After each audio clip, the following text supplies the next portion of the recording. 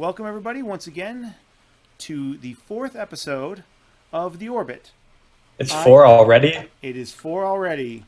I am your host Azrael, joined once again by my co-host and fellow Eternal Orbit teammate, Mr. Exiles Rhythm. How you doing? How you doing, Az? I'm doing well. Elephant in the room, though, guys. If you're noticing that we're shy one, Mr. Eric Rude Clouds is not here today.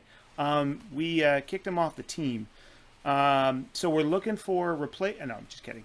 He is at PAX East this week with about half of Eternal Orbit. Him, Valceron, and Striving Light are all at PAX East this week. So we're gonna have to trudge on without him, and wish them the best of luck. So if you guys are in the PAX East area, look out for those guys. But in the meantime, it's just the two of us. We're gonna do the best we can to fill in for not having him. Yeah, Eric really was our better half. I know there's three of us, but he accounted for half the team. Easily. The hair is like an entity unto itself, which counts as one. And then when you add, the beautiful facade in there as well, I mean, no question. Well, I mean, it's more like the three of us are a person and a third. Right. He counts as 2/3 of a person, 1/3 for him and 1/3 for his hair, and then each of us is a third. So right. Well, joking aside, though, we do have a lot to cover today. But before we do that, let's just kind of catch up on the week. How's your week been, X? What have you been up to?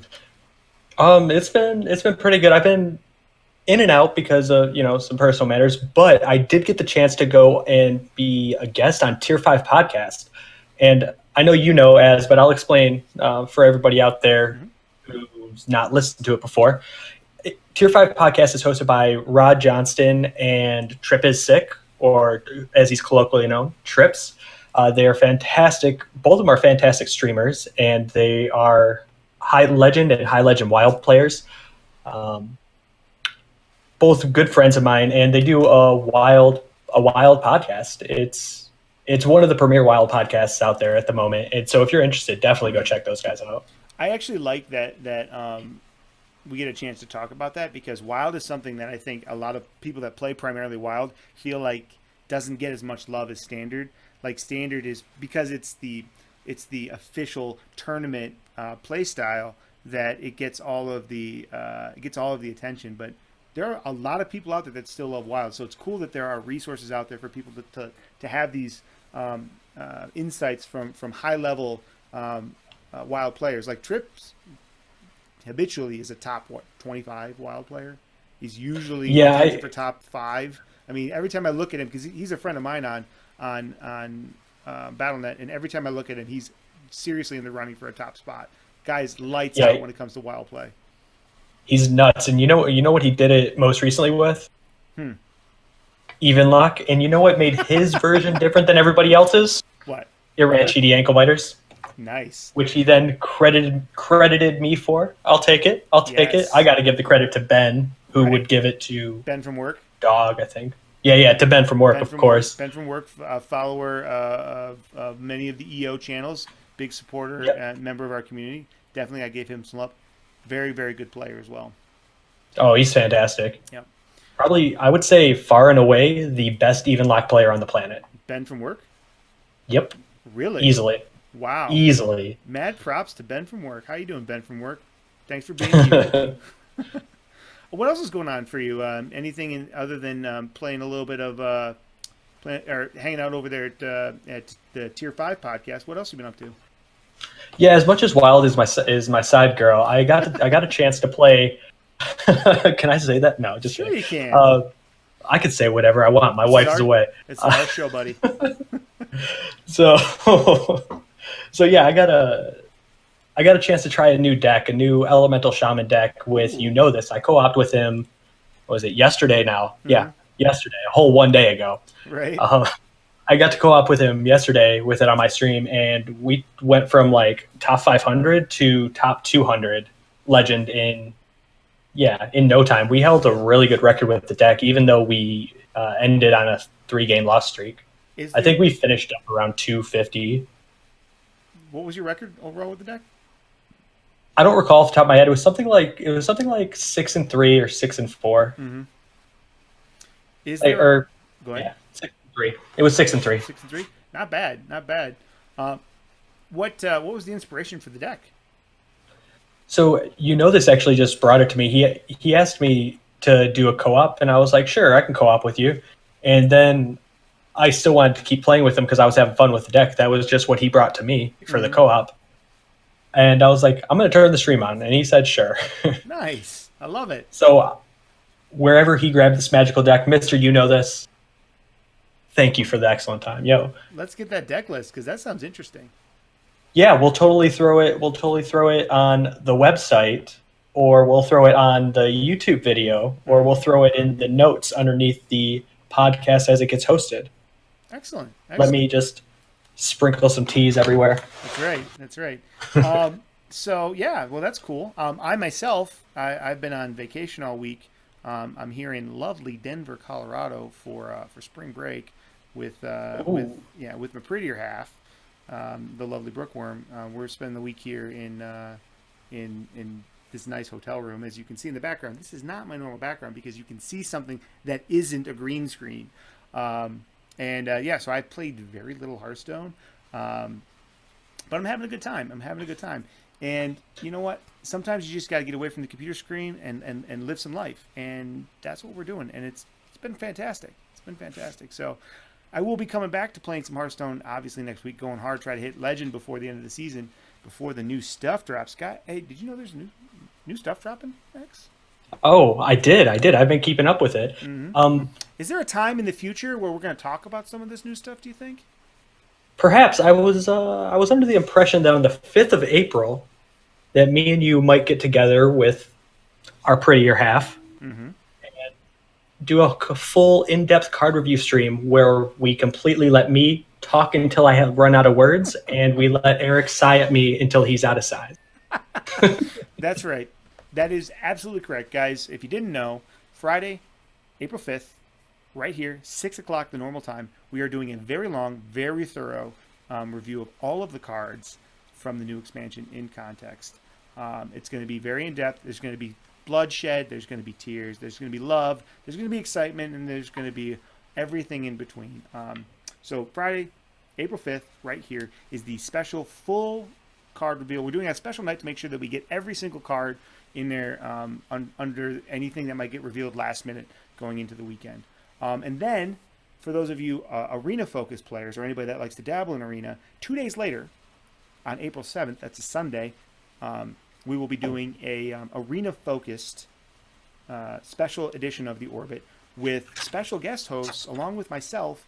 We're going to have Mr. Valseron and Miss Striving Light from our team, and we're going to do the same thing all over again, but completely from the focused standpoint of arena play, in the context of the new format of how they're going to have the rotating collection of cards that are available in Wild.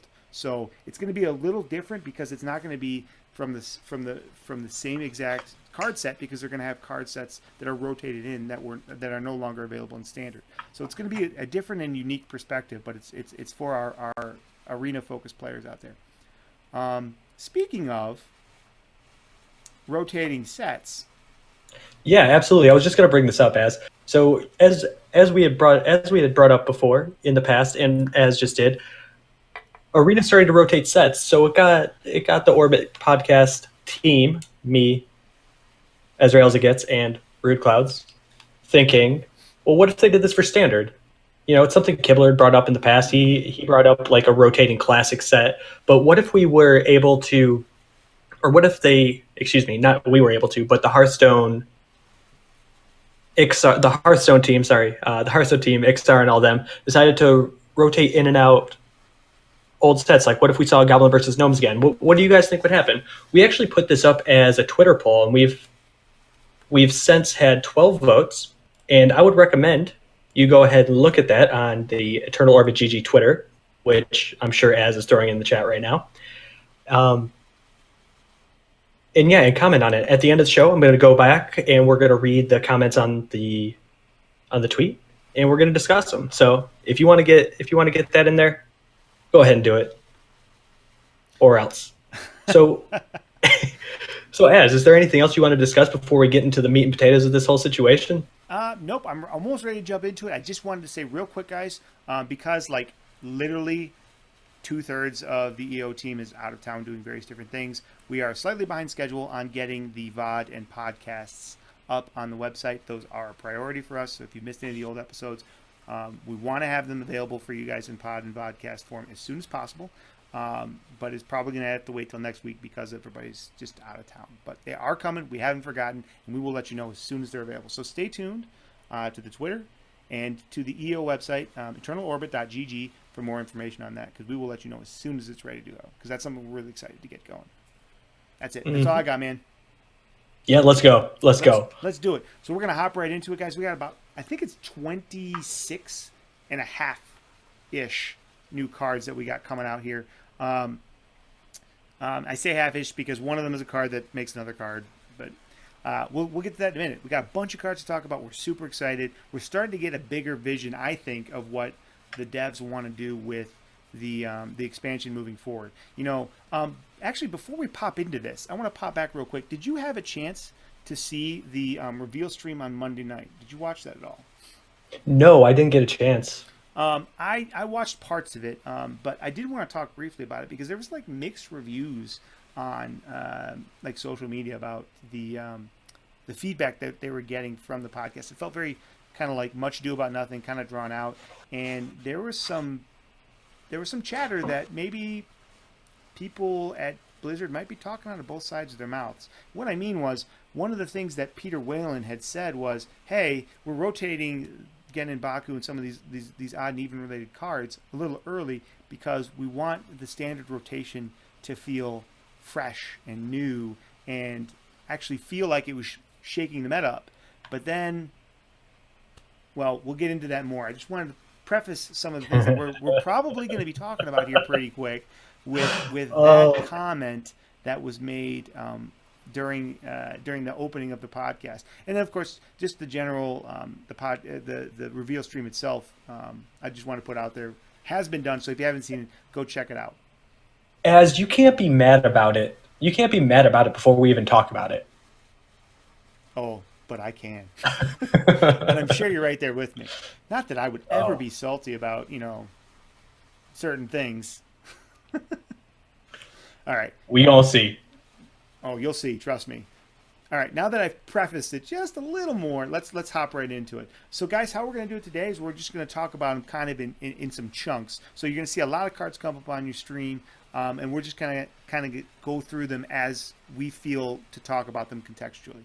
So the first group that we have here, and the reason why we did this is because there's been some classes that have had a lot of cards revealed, some that had very few.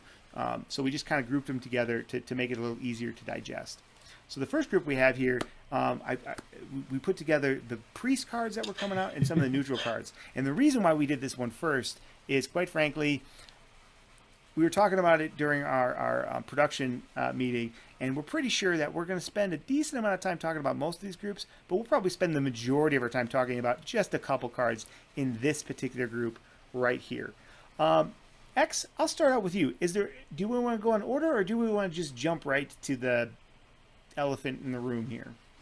We have to go in order. Otherwise, we're going to spend... This is going to be a 2-hour podcast, and then we're going to have to cut it short because we didn't get past the priest cards. Fair enough. All right, well, let's go in order. We'll start right at the top, right up here. We'll start with I'll grab the first one because I'm sure you want to talk about the second one. Sure. The first one is a 2-mana 2/3 common priest minion, the Evil Conscriptor. Death Rattle, add a lackey to your hand. 2-mana 2/2. My thoughts about this is I'm interested why they made it a 2-mana 2/2 when Priest has traditionally struggled having a decent 2-drop card. I don't know why when either 2-mana 3/2s or 2-mana 2/3s with an added effect are kind of commonplace in a lot of other classes, why they thought that this card had to be a 2-mana 2/2, other than the fact of the obvious synergy with power word shield, but even that requires them to play an extra card. So the stats on this are a little wonky for me, but otherwise I think it's a pretty solid card. It's with the lack of priest cards that we've seen revealed so far, it's hard to kind of put it into a larger context in my mind. But I look at it and I go, yeah, this is an okay card, but I'm not like super excited about it. Dude, I really want it to be good. It's not going to be good. Mm-hmm. I don't really have much more to say about that because I'm excited to get to this next one. Okay. Yeah. Unless you want to hold on to this lackey. Nope. I think it's like I said, I think it's an okay card. Could be good in the context, but what we have now, it's just it's a card. Mass Resurrection, Azrael. Mass Resurrection. Go ahead. We have had a card called Resurrect printed before, which costs 2 mana, and it said summon a random friendly dead minion, or some such wording. That card's a pain in the ass, and that card's a pain in the butt in Wild. And what happens if we just did that 3 times and printed it on one card? Is that okay? Oh, wait, hold up. We already did that. That was called a Diamond Spellstone. Oh, wait. What if we made it unconditional and just made it cost a little more? Okay, this is fair and balanced. Wait, let's go a little further. As you know, what my favorite part of this dang card is I am fired up. I am emotional over this one. The best part about this card is all the dead people on it. I'm not gonna lie. And what is that in the background? Is that little gnome? Is that like Nether Spite Apprentice? Are we Year of the Dragon and we already got another Spite Apprentice showing up? Spite Apprentice at that. No, I think she's the one resurrecting him. Are we about to see another Draconid operative? Is this just a harbinger? Harbinger, for those of you who don't know, is a word we learned reading Harry Potter that means bad stuff's about to happen. Right? That's how I feel about Mass Resurrection. I could go further, but I don't think that would fit within what we want for this podcast because it gets a lot angrier the deeper we go. Yeah, I got to be honest with you. When I first looked at this card, I was a bit slapped in the face. Like I said, harkening back to what I just said about Peter Whalen's comment about wanting to shake up the meta and change things out, make it feel fresh and new. How is it making it feel fresh and new when you add a card mechanic in that's already loathed right now? Now, I get it. Priest is losing a lot of power cards, yes. And I get it that part of Priest's class identity is resurrecting stuff. Totally get it.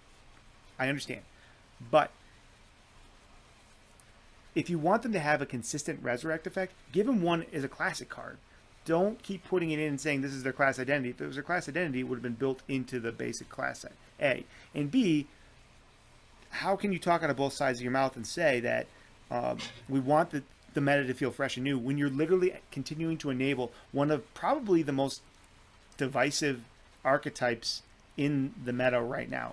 I understand maybe they want Wall Priest to stay around or something similar to that to stay around, but giving them essentially the same card back that they just took away that people were so excited to see go and costing it for 2 mana more but having it come out with 1 less, it's actually more consistent. It's easier to pull off. You just got to wait 1 more turn to get it.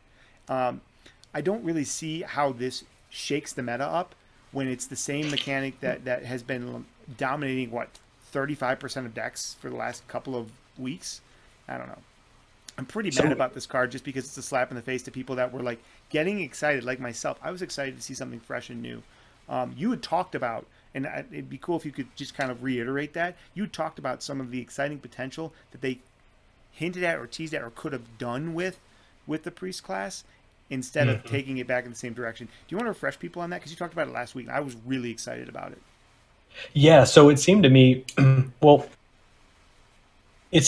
they split the classes up into the League of Evil and Dalaran Defenders, if I have those names correct, when they split them up, it was like, why is this the League of Evil? Why did they decide to put Priest in the League of Evil in particular? So I was like, maybe what if they're flipping the script and making all of the class identities that they've worked so hard for and that we're feeling right now and just turned them upside down. They made aggro priest, aggro / mid-range warrior, control rogue, and like all the whole entire League of Evil is just the opposite of what what you normally see. Yes. That was what I postulated. Mm-hmm. We then received.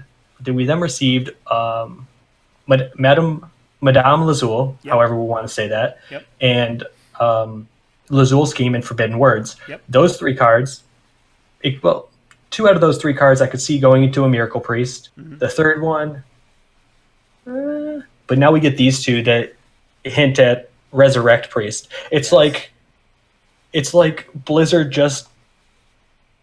We heard y'all liked killing hordes of things, you know.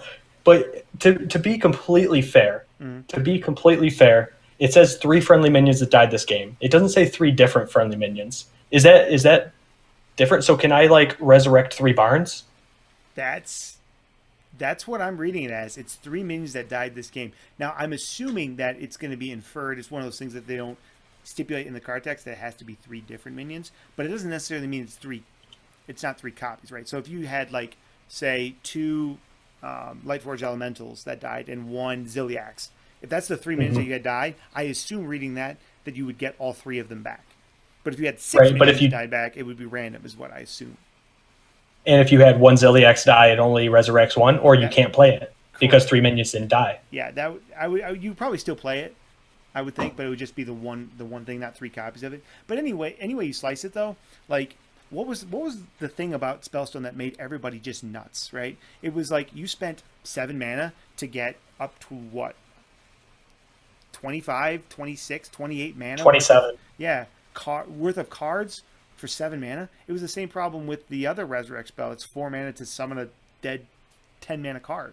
It's so much value, and it's so many layers upon layers. And then they were able to discover copies of it, or they're able to get free copies of it from Lyra. There's so many layers upon layers upon layers of Resurrect that it just became oppressive and not fun to play against. And now I know they're losing a lot of those tools. I get that.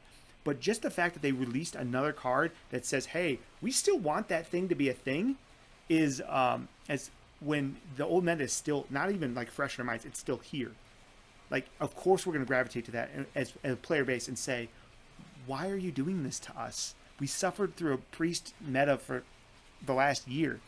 And on top of it, I don't want to move on from this card too fast unless you're ready to move on.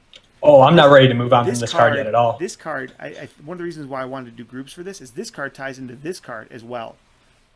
Because now you've got kind of the same thing that you get with... Oh my God. Yeah, now you got the same... You see where I'm going with this, right? You play a spell priest. I know. And you throw Valen and you throw Malagos in there. You draw those cards with this card, and you resurrect them 87 fucking times. Excuse me, and rude. You just drive everybody up the wall. It doesn't even have to be that. You could pull out your wall cards. However you're doing it, the point is it enables the same mechanic that has had people frustrated or bored or just fed up with the game in general.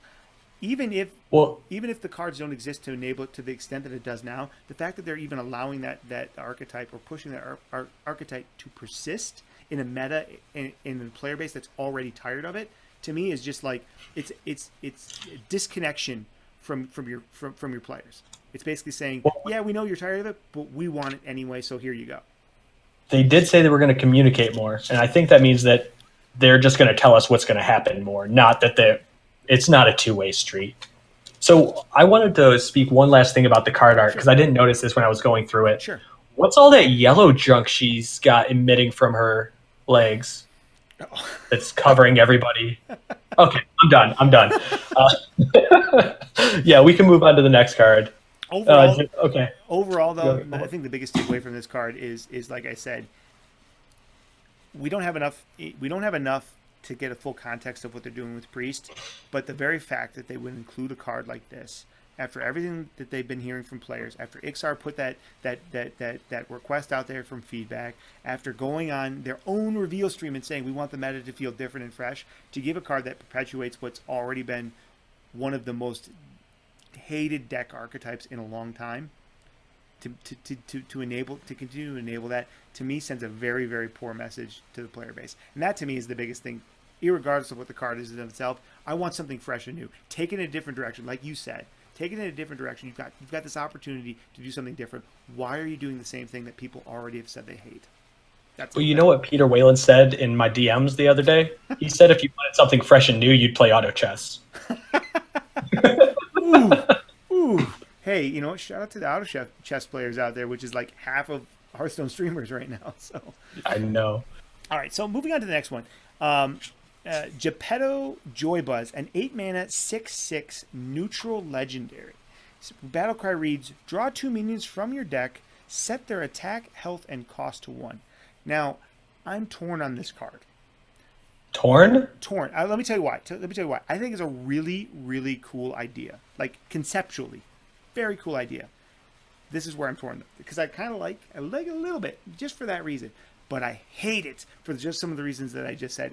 To me, it's going to be, I bet you this card is going to be one of the more oppressive and ubiquitous cards in OTK decks, which you know I hate, and in ridiculous combo decks. So like Malagos Rogue, OTK Druids, Hakar, anything. God knows what card they're going to put in next. I mean, this is going to find a way to make Mecha'thun work. You mark my words. This will make Mecha'thun stronger somehow. As much as I like the concept of this card, I hate what this card is going to do to the meta. I'll come back to it after you've had a chance to say your piece, because I'm not done yet. I know you're not done yet. Like, they literally named the card Geppetto Buzzkill for a reason, right? Like, it is designed to take all the fair, board-loving, smork-loving Hearthstone players and turn them into raging lunatics while they watch a Druid play Mecha'thun on turn 9, and they're sitting there with their hands up in the air, like they just don't care. However, they care a lot. So I guess it's not at all like that. There's one good thing we could take from it. We know that this Geppetto Buzzkill is related to King Togwaggle. Mm-hmm. So we know for a fact that it's going to go into Druid and it's going to play Mecha'thun on turn 9, and we're going to hate our lives. And by we, I mean everybody. Yeah. Well, I mean, think about it. Like, we've all seen the power of cheating cards out of your deck, no matter how much they cost. Gallery Priest has shown us that a 1-mana 1/1 Velen or Ziliax or Lich King or Malagos, how powerful those can be just with Resurrect stuff. Now you have to take it into a wider construct of okay, what about the other people that can cheat a lot of things out, that can cheat value out or cheat duplicates out? Now you've got Rogue, right? They can put a bunch of copies of these into their deck with their lab recruiter. They can find ways to, for example, even if it's not as extreme as Malagos, because this enables Malagos Rogue again more. But now think about Recruit Rogue, or not Recruit Rogue, but Death Rattle Rogue, right? They pull copies of the Mechanical Dragon out of their deck, right? Now they're 1-mana 1/1s. They play those, and then they do the Vile, whatever it is that triggers your Death Rattles twice, and have their weapon on top of it. They can use this to cheat out a huge board very, very, very quickly. And like I said, and then throw copies of it back into their deck. There's all kinds of ways, without even seeing the full context of the meta, that this card can enable just ridiculousness. Which I get, they want there to be some like powerful combos, but come up with something different, or make it more, I don't know, difficult or more rewarding somehow, because it feels like they're just making it easy to make overpowered combos. And that's the problem I have. I don't mind overpowered combos, but don't make it so easy where you have to just draw 3 or 5 cards to win the game. Like, oh, I do nothing but try to stall until I draw the perfect 3 to 5 cards, and then I just win the game in one turn, and the other person can't do anything. That, to me, is where the oppression comes in. You look like you want to say something, so go ahead. Yeah, well, firstly, you took the words out of my mouth when it comes to standard, but I wanted to throw in, because this was brought up, not this card, because this card wasn't released yet, but on Tier 5 podcast, Juicy Psych Melon, what it did to Wild. Juicy Psych Melon literally forced the Aviana Coon combo, which had people with infinite Ragnaros at times. Yes. And broke it to start with Star Aligner. It was using Star Aligner, for Christ's sake. Yes.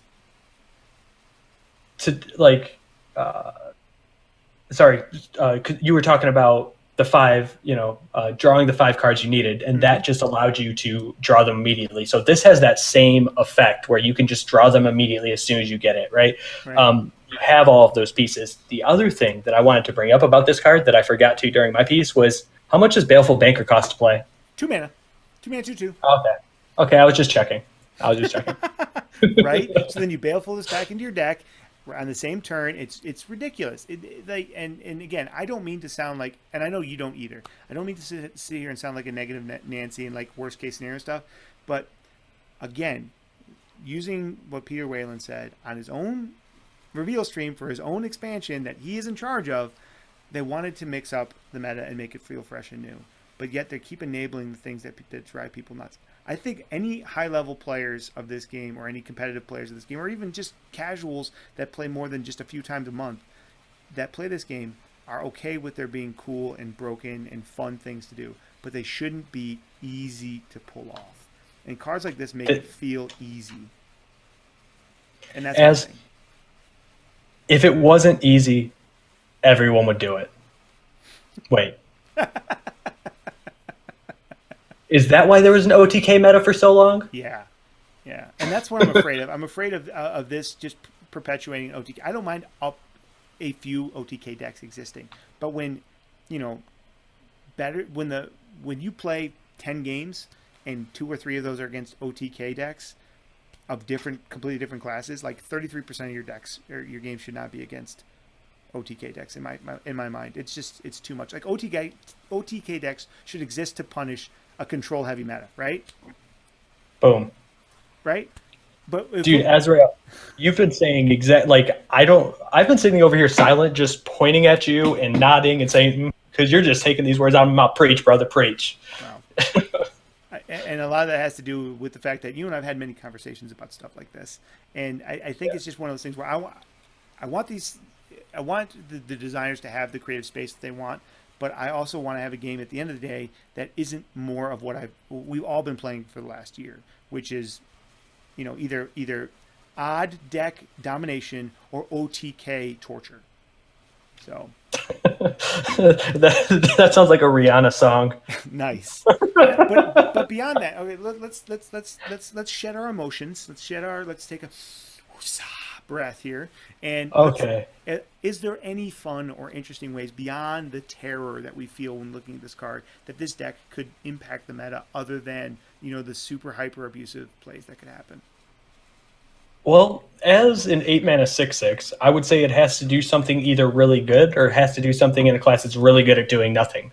We just saw a card printed called Mass Resurrection, and Priest has habitually been known as a class that does nothing until you die, and then you're mad, and then you go on rants that become YouTube famous about. But anyway, but yeah, no, it's an okay card. If I'm gonna evaluate it from my Magic the Gathering background and knowing what we know and knowing what we don't know, even, I would say the card, if I had to give it an out of 10, 6 out of 10 at best, it is not good. You need to have a way to abuse it, otherwise it's just going to get played for memes and Priest. I agree. I think overall, like I said, my first thing I said about this is like I kind of like the concept of it. It's a cool idea, but the card is only viable, and this is one of the reasons why I hate it. It's only viable if it's doing something broken. Period. It's not a card that you can just plug in and be like, it's a good card. Like Lich King. Lich King could provide some. I bring that up because it's an 8-mana neutral legendary as well, right? It's an 8-mana neutral legendary that always gets you something. Always. It's either 8 extra health because it's an 8-mana. It's an 8 health taunt between you and your enemy, or it's 8 damage because it's an 8 attack minion, or it's getting you all card. It's always doing something. You're always going to get some value out of it. Always, no matter what. And sometimes it's really broken because it gives you randomly the perfect card to turn the game in your favor or to help you win the game. You mean anti-magic shell? It always gives you anti-magic shell if you need it. It always gives your opponent anti-magic shell. It always gives you the draw how many of our cards destroy your board. Yeah, Army of the Undead. Thank you, yeah. It always gives you something you don't want, but yeah. But the point is though is like if it's not doing something, and that to me is why the card is so scary, because it literally anybody with even moderate Hearthstone like deck building knowledge looks at this card and they go, this card only works in decks that are doing something broken. And that to me is what the problem is. I hope I'm wrong. I hope that this works into some sort of like tempo rogue deck where they're getting extra pogo rogues or something. I hope that is what their intention is for it. But I can only see it working. And when you see a card that literally is like Hakar or is like Mecha'thun that's saying play me in a deck that's going to make everybody else mad, that to me is just a frustrating card to see printed. And I think that's all that I can say at the end of it. Is there anything else you want to add? I would like to add to you. Stop. It's dead, and we're going to kill it harder on the 5th. Fair enough. All right, moving on. The evil cabal or cable, evil cable rat, as a 2-mana 1/1 beast neutral minion. Battlecry, add a lackey to your hand. It goes in even hunter. It makes Rexar worse. Next. Yeah, I've got nothing to say about it. I think it'd be like maybe okay in arena, maybe. No, it's a 2-mana 1/1. I think the thing that this, interestingly enough, will be seen in probably more in like hunter and druid, like tempo and aggro decks, than it will be seen more in like anything that wants to actually have lackeys, like the evil classes, because both of those are hunter and druid are defenders. It's an okay card. It's kind of the same thing about the evil constrictor. It's an okay card. I'm not super excited about it. Anything else? You know what I am super excited for? A damn Fluffy Borlock. Go on, brother. So Fluffy Borlock is a 2-mana 2/1, and on it reads, Rush, Death Rattle, summon a 1/1 Fluffy Murloc. Chat, this is just any Murloc. This is a Fluffy Murloc, the first of its kind, and I heard that that's going to be a new tribe, Fluffy Murlocs. Is that right, Az? Or I don't think so, but I wish. Oh, okay. So what makes this card really cool, and for those of you who are just listening to the podcast, you need to come back and look so you can see this art and Master Resurrection's art, is how flavorful is this card, especially with the art. Oh my God. So it's a 2-mana. So it's, for those of you who are listening to the podcast, it's a Fluffy Murloc riding a fluffy, almost naked boar. Yes, I said fluffy and almost naked. Just look at it. You'll know what I mean. So I'm imagining this boar running straight into the enemy, bonking up against it, keeling over because it's a 2-mana 2/1 rush, and the Murloc is thrown all the way back by the momentum back to your front lines. Like, it's so funny to me when I envision this, dude. Please laugh at my joke so I don't feel weird. I'm smiling at you. I'm trying not to laugh so I don't like override your sound here. But what do you think about the card? Other than the fact that it is a fun card, the art is very, very cute, and it's a cool concept. Like, right, it's a little tiny baby Murloc who somehow rides his boar, and when the boar dies, he falls off and he's still on your board. So it's a sticky minion with very, very cute art. I like it. I actually like this a lot. I think this is another card that is going to make mid-range hunter more of a thing. Anything that has more of a fair thing. Yes, because it doesn't summon another beast. First of all, but it allows this allows mid-range hunter, actual mid-range hunter, not like aggro hunter. This allows mid-range hunter to be a thing in my book because it allows for board control. It plays into the other things that hunter wants to do, and it feeds Scavenging Hyena. But when it leaves something behind, it's not another beast, which can then feed it even further for ridiculousness. I think it's a good card. I think it's a really, really good card. I actually like this card a lot. I think it's a well-made card. I don't think it's good enough without a lot more support. I think it's cute. I think that it costs too much for what it does. Okay. It should cost 1.5 mana. That's fair. Not a joke. I believe you. That's fair. That's fair. But overall, I like it. I think it will see some play. I do. I just don't think it's like super strong. I'm gonna play it. Yeah, heck yeah. Anything else? Nah, dog. What you got for Traveling Healer? Actually, this next card I'm actually quite interested about. Traveling Healer is a 4-mana, 3/2 neutral. I guess it's a Tortolan. It looks like it's a minion. Its card text reads: Divine Shield, Battlecry, restore 3 health. I think a well-statted card for the cost. I actually think, despite the fact that it's a 4-mana 3/2, because it has Divine Shield on it, because it restores 3 health to a minion, I think this is going to be a very popular card.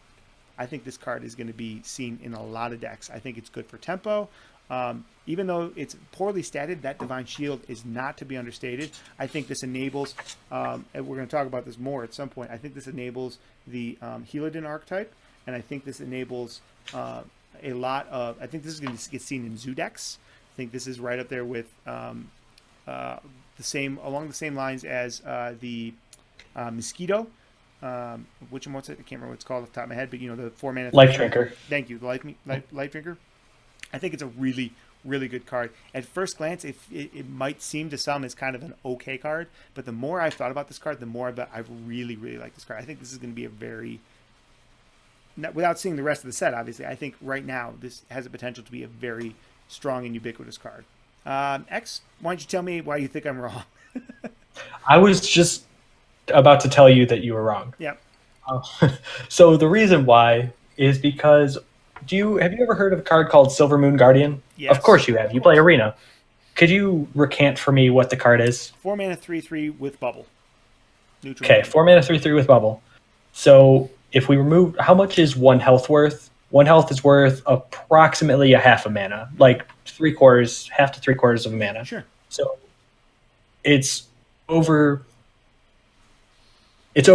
there. Now, how about the 3 health? What is that worth? So we attach it onto a 3/3 minion. It's worth 1 mana. Mm-hmm. So we're now looking, if we did the math, this is worth 4.25 mana. So it's a good enough card to see play, but I don't think it's going to be as widespread as you believe it to be. I think in Wild, and I brought this up on Tier 5, mm-hmm. but they, Trip, who is probably, next to Ben from work, one of the best even lock players in Wild. Mm-hmm. He said no way it replaces Shroom Brewer, but I think that it might. Yeah. That's all I have for it. Like, I want to talk more about it because it's such an interesting card, but I have to save some juice for the 5th. Yep. Overall, we have slightly differing. I would say no. It's fair that we differ on this card, but we're definitely intrigued to talk about it more. I just see potential for it. I think X. I think it's fair to say it sounds like your potential vision for this card is limited compared to mine. So, stay tuned. I see a turtle and I like it. That's true. And by the way, the Tortolans are making their way into WoW now. They're actually becoming WoW things now, which I think is cool. But that's a conversation for another show. We're ready to move on to the next set? Yeah. All right. Next, we have the Paladin cards that we had revealed over the last week. There are 3 new Paladin cards that have been revealed. The first of which is the Bronze Herald, which is a 3-mana, 3/2 dragon, Death Rattle.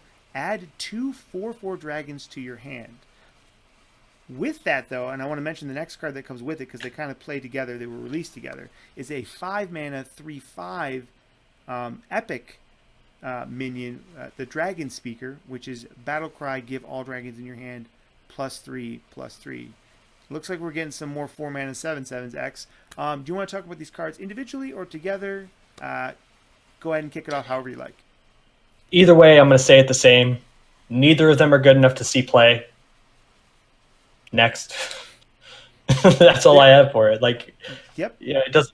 The 3-mana, it's a 3-mana 3/2 nothing, and it's a 5-mana 3/5. You better have some other cards in your hand that give it value, otherwise it's just trash. Right.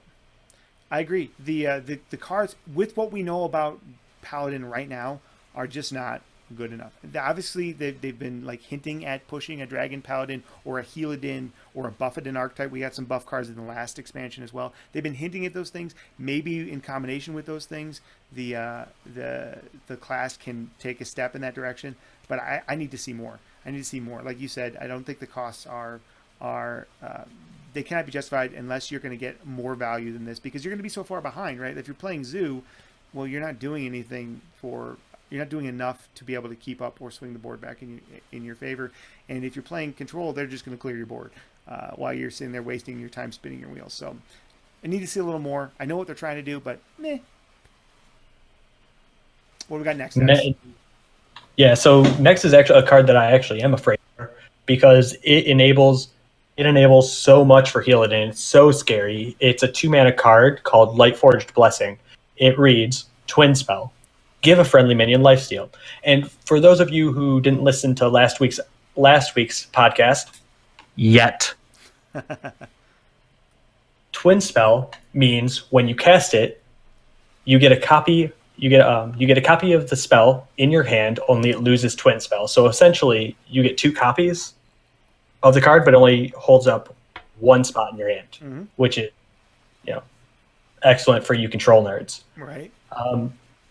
Also for you control nerds, if you really want to see OTK Paladin work with Shirvala and Holy Wrath, this is the card that's going to enable it, and it's going to make me so mad because I'm going to be sitting there and have you at 12 health on turn 6. You're going to bust around with some sort of Ziliax play, putting yourself back up to 18. Then you're going to turn around with Crystal Smith Kangor and that stupid little 3/2 charging gnome and Twin Spell, and then I'm already crying from it. I'm seeing the future here. Hey, how do you feel about OTK decks coming back, like Shirvala in particular? Anybody that's ever had a conversation with me ever knows I'm not a huge fan of OTK decks in general. Shirvala, just by itself, the fact that Shirvala and Baleful Banker still exist in the meta, even without, Shirvala has overtaken the OTK Paladin win condition over, finding ways to get all of your 4 horsemen out, right? Like that was the backup condition to Shirvala. Yes, exactly. That's my point.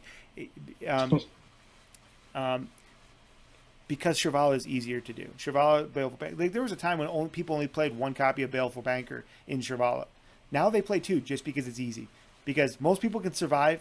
If they know how to play around it, they can survive 1. It's very hard to survive around 2. Now you're going to make other ways to make them not have to pop the Shirvala early in order to survive, so they can guarantee that they can kill you. It's just enabling more of the same, which is oppressive OTK, fairly easy to pull off combos, which is just, again, that's the frustration. It's so easy to do, and this just gives it another way to do it. Like it's going to be like it's going to become the default deck of, hey, just stall until fatigue and then win. Mm-hmm. You know what makes me the most mad about playing against that Shirvala deck as? What's that? The fact that once they play Shirvala, or once they play one of their cards, once they play the first time out, the game is out of reach, and you're just waiting for them to do their combo, waiting 7 more turns. That's what makes it feel bad. That's what makes Odd Warrior feel bad. You get it to 12, they play a taunt, and then you wait, 6 years for the game to end, and surprise, you lose. Right. And, this just pushes an archetype like that. Like, don't get me wrong, a control deck needs to exist. A control deck needs to exist, and yes, there should be a few turns of that swing, let's flip it around. Okay? I think we could both agree on that. Yes. But that swing, flip it around, it shouldn't end on that 4th turn of you having the board and then just waiting for your opponent to decay to death. Right. And so, in what you're talking about, what OTK decks in general are about, is that it makes Hearthstone feel like solitaire, and you're just the AI, and you're just there to get beat up, so the other person can get the joy of doing something completely oppressive, and it doesn't make it fun. Now, I would love to take a step back and say that this enables Healadin, which is going to be their excuse. They're like, oh yeah, we want to push the Healadin archetype, or we want to push mid-range Dragon Paladin, and this allows them to stay alive until they can do their late game 7/7s that they want to do. But really, we all know what's going to happen. People are going to do what's easy. They're going to do what is oppressive, and that's going to be to pop this into OTK Paladin, and you're going to see this. Is going to be probably one of the most played archetypes, especially early, unless we see a whole bunch of different cards that push this in a different direction. This would be one of the most played decks early on in the new release, and I'm not excited about it because one of the things I was looking forward to was all of these current. If you're going to do an OTK deck, at least get creative and do something new. Don't keep pushing the same one, let alone making the same one even better. I actually think that the new OTK Paladin with this card specifically is scarier than the current one, in my opinion. I'm definitely inclined to agree with you. Like, the other thing is, though, Lightforged Blessing kind of just beats Mid-Range Hunter, so that's a positive. That is good. It will, because Mid-Range Hunter is a bit oppressive right now, but it still can be beat, and it's still and we talked about this I think on last week's show. It's still not the top. It's not even the top 10 of win rates right now. I looked at win rates on 2 different sites yesterday, and it was like around 12 or 13 of the top on the top win rates. One, I think 2 and 3 were still Secret Paladin and Odd Paladin. So so saying that we're doing this to counter mid-range hunter is even is kind of it's kind of a false narrative. But I hope I'm just being overly cynical, but this is what I see.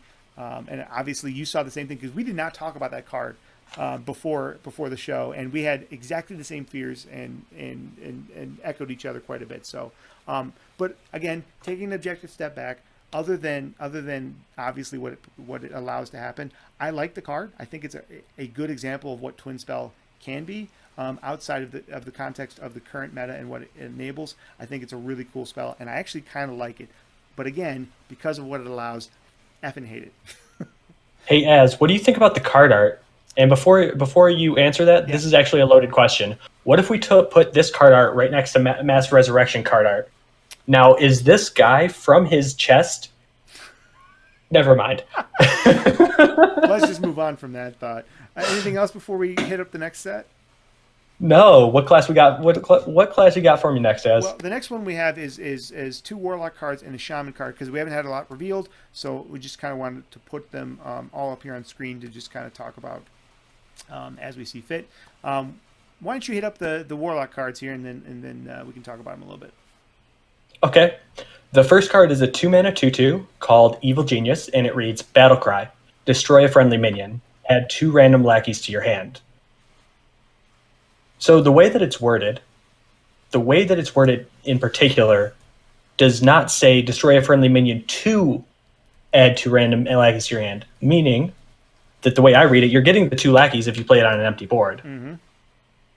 So that's kind of scary. However, it's a 2-mana 2/2, and your Warlock. I would rather tap to play a 2-mana 2/2. The second card is just bad.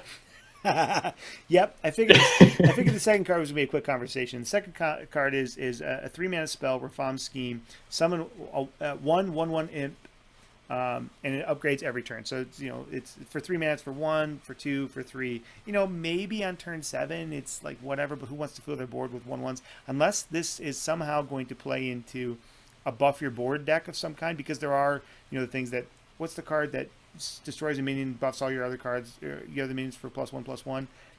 But even Grim Rally. Yeah, but even with Grim Rally aside, I don't see this card getting play. As far as the EG, even with Grim Rally, it's bad. Oh yeah. Even with Grim Rally, it's bad. It's 2 cards and 4 mana to play 6 2/2s. And you have to wait. You have to hold it in your hand for how many turns? So if you draw this on turn 7, it's stupid. If you draw it on turn 3, it's stupid. When do you draw this card and you're like, yes? Never. I'm really hoping to top deck Reform Scheme. Exactly. But that's the thing, though. No matter when you draw this card, it's bad. It's always bad. It's never good unless you've had it in your hand, and it's just taking up space. So why would you want to draw a card that does... Now, there's some cards you want to draw and hold on to. For example, a Spellstone currently. You draw a Spellstone, yeah, you want to draw that early, and you want to hold on to it so you can build it up. But it has flexibility. Yes. This particular scheme, though, when do you ever want to draw this? You don't want to draw this ever. Unless the scheme built up charges when it was in your deck, but that would just be stupid. That wouldn't even be a mechanic that would work. Hey, Az. Yes. It's a better Hyreek the Bat. Next. Nice. I did want to say on the Evil Genius, I do think that you have to destroy a minion in order to get the battle cry to work. I think you have to do that. That would be congruent with how they've done cards like this in the past. Yeah. So that makes sense. But like I said, the wording is a little different than normal. Right. Yeah, I see what you mean there, where that comes in. Generally speaking, though, like in the current archetypes as we understand them, I don't see Evil Genius being super impactful. It lends itself to what I think is a mid-range or a control Warlock, which they already do better versions of that already, where this card isn't needed. So unless they're going to push some sort of lackey juggling synergy shenanigans deck, I don't know. I think that people are going to stick to what they know, which is the mid-range Warlocks that work, the control Warlocks that work, and the Zoo Warlocks that work, and none of which this fits in right now. We'll see as they... This fits in the new... Sorry, I just got super excited. Didn't mean to step on you right there, but this fits into the new the new hand lock, the new even lock type, right? Explain. So you're gonna play something. You're gonna play something on 1 or 2. You're gonna have, I don't know. There's gonna be something. You could drop Evil Genius, destroying your dumb 1 drop, getting 2 more cards in your hand, right? Yeah. And having played 2 cards and drawn 2 cards, you're now up 2 cards. So on turn now, if you're following me at home, I'm sorry for you. I'm sorry for your brain. That means Giant on turn 4 on the play. Is how the math works out. So it is a hand lock enabler, which we love. We like that because I've said this before. Hand lock is classically one of my favorite cards, or favorite. It is my favorite archetype ever, and I like seeing that exist. And this is actually what you're talking about. I know you're like half memeing. No, I'm not. I'm not half memeing. I actually legit think it's. I think that I'm excited. I'm mostly just excited. Give me more even lock. Yeah, I'm excited for it just because of the fact that it enables hand lock to continue to exist, and some form of a control lock that revolves around Mountain Giant to exist. Hold on a second here. Sure. Next, let me do something real quick. I think we're getting you a little bit of a robot voice here. Let me just do something real quick. See if this fixes it.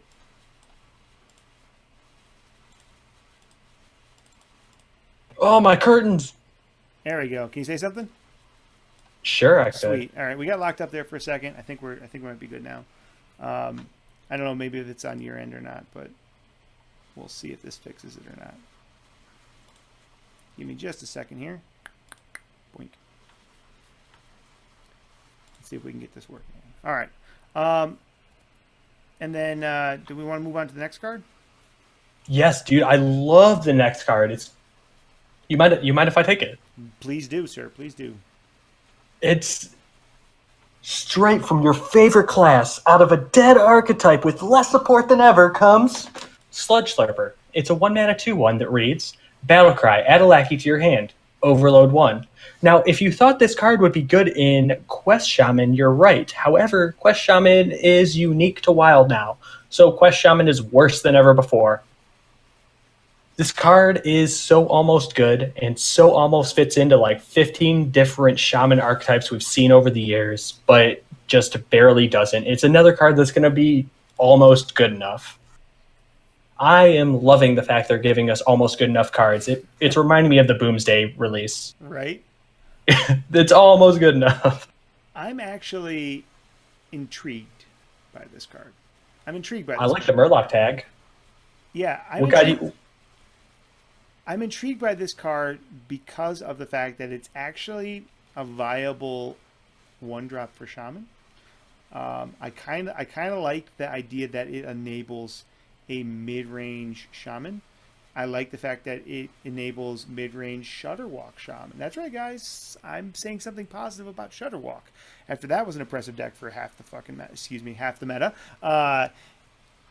It's so many emotions. Yes. Yeah. Well, you know, I'm feeling the feels about this expansion so far, and it's a roller coaster for sure. I like the idea that they're trying to try different stuff with Shaman, and I like the potential of this card. But I think overall, I'm with you that it's not quite good enough. It's almost good enough. But I like the fact that it allows the potential of a different Shaman deck. And what I mean is, like this on 1, yeah, it enables an overload Shaman a little bit. This gives the ability to play something on turn 1, which you probably won't do with this because of the overload tag, but you could in an emergency. And it provides Battlecry synergies. I don't know. I'm intrigued by it because I like the design of it, and I'm optimistic because I always have hope that Shaman might be something interesting again. Because other than like the one interesting Shaman deck that they had, they nerfed by changing even Shaman. So I don't know. I'd like to see a viable Shaman deck again, and I think this card hints that they're going to try something with Shaman, but we'll see. It could just be free Shaman all over again. That's all I got. Don't worry. I'm going to be using Geppetto Buzzkill to make Mechathune Shaman a thing. So Let's go. I'm intrigued to see it. Let's pop on into the next group then. This is kind of a Sure. lackluster group in general, so I don't think we need to spend a lot of time on it. Boom. So now we get into some more interesting cards. We have 3 new mage cards here. Do you want to hit one of them? Sure. Can I just Take whichever point one and you choose? want. Okay, easy. Not easy. I guess I'll take the Messenger Raven because it comes up first. Discover a mage minion. It's a 3-mana 3/2. Let me start that from the beginning. Messenger Raven is a 3-mana 3/2 beast that reads Battlecry, discover a mage minion. It's interesting that they specified mage minion because normally it just says discover a minion and it immediately goes to your own class. Look at Tarim, for example. It says discover a taunt minion.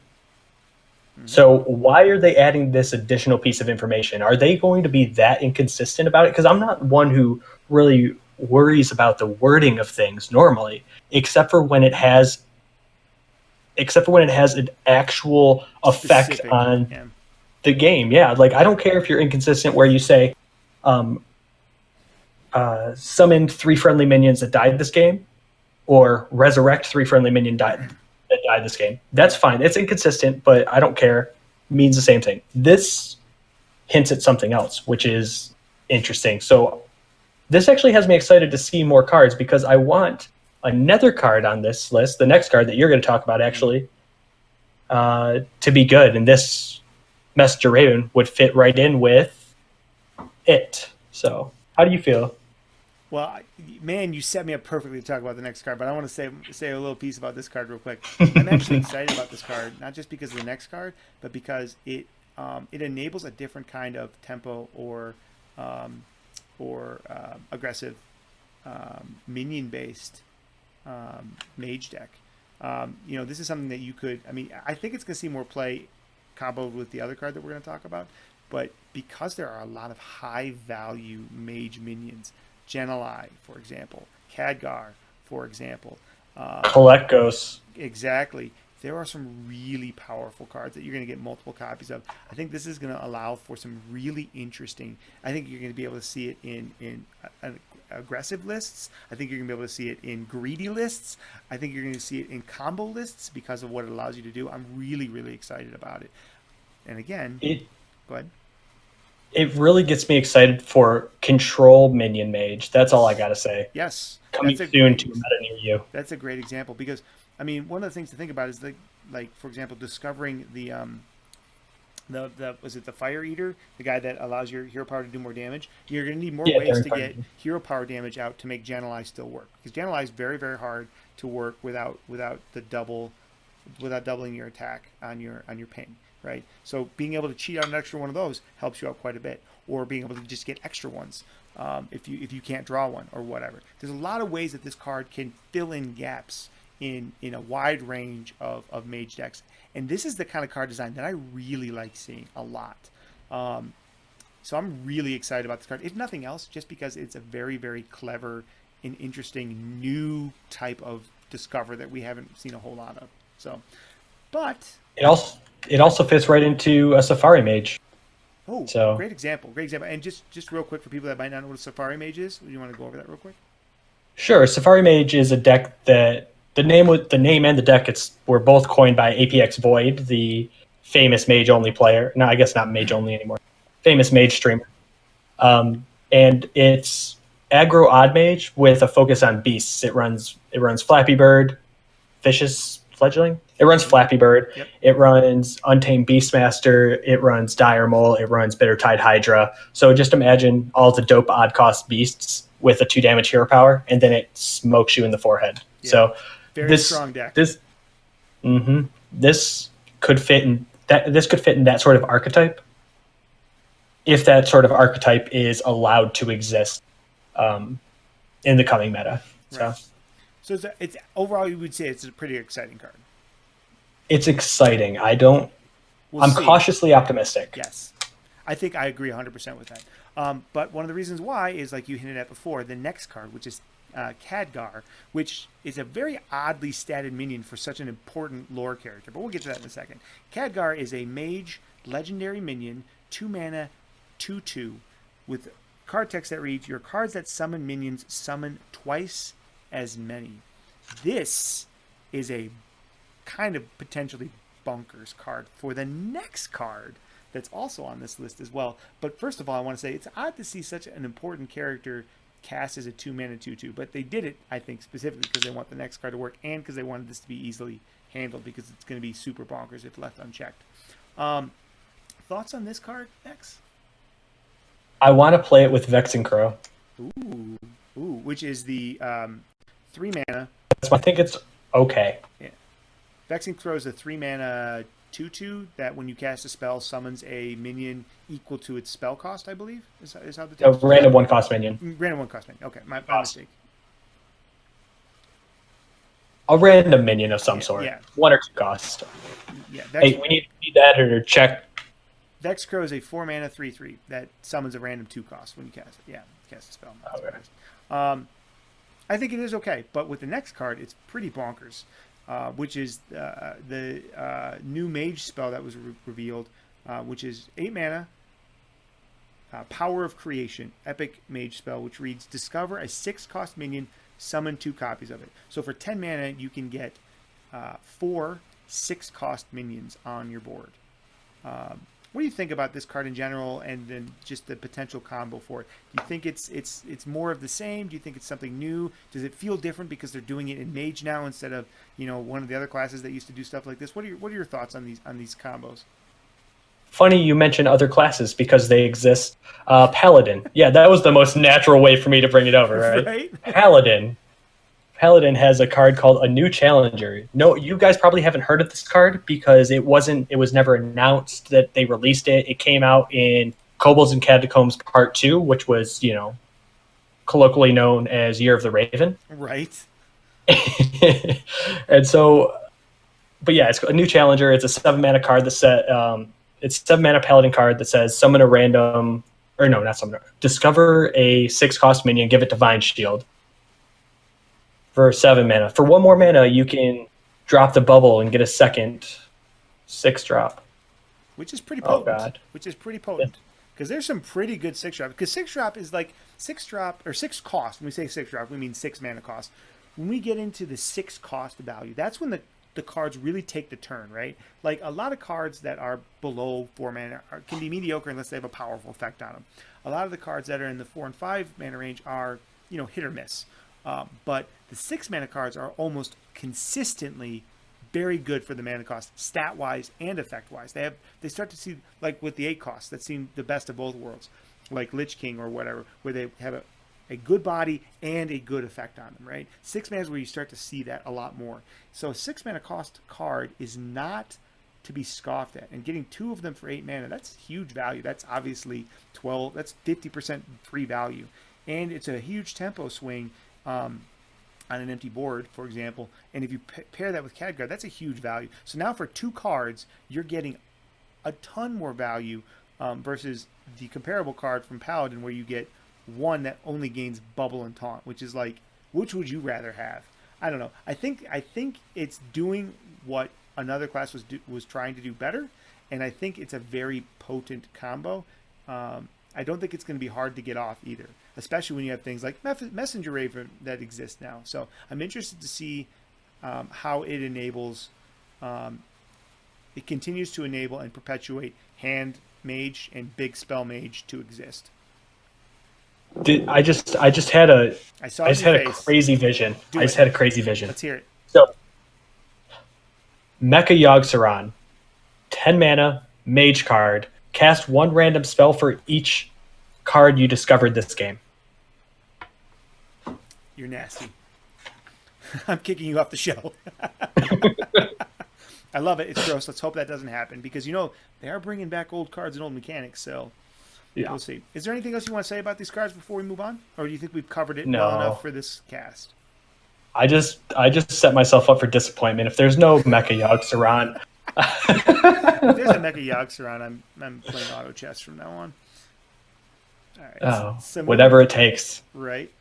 So moving on to the next group, we move on to the rogue cards. Now I got to say, overall, I'm kind of excited for the rogue cards, but I'll save that for my piece. Why don't you go ahead and cue us off into these cards?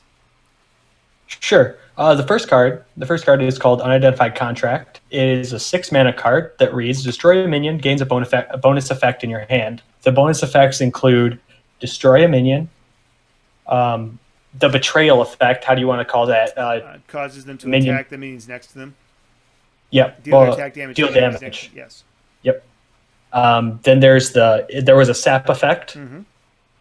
and I forgot what the fourth effect was. While you're talking, I'll look it up. Go on. Yeah.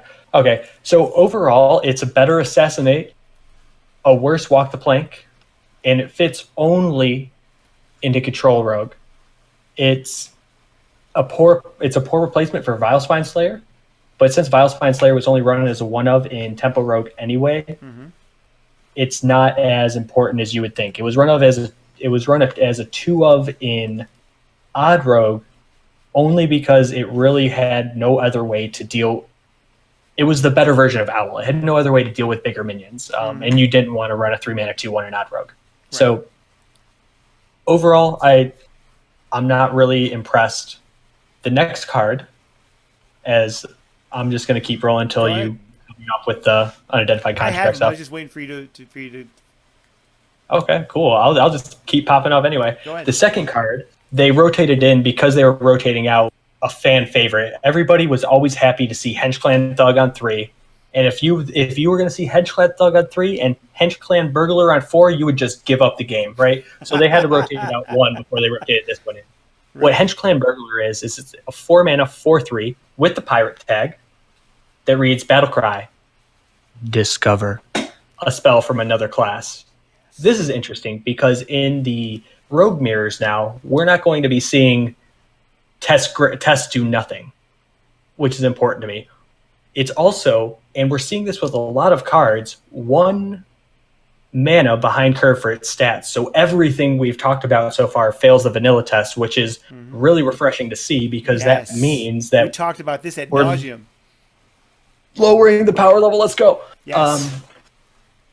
And it's just another way to generate value in a class that, just generates infinite value. Rogue is becoming the infinite class, and I'm okay with that because they don't have a way to consistently stay alive. If you're going to get infinite value, damn it, die. Yes.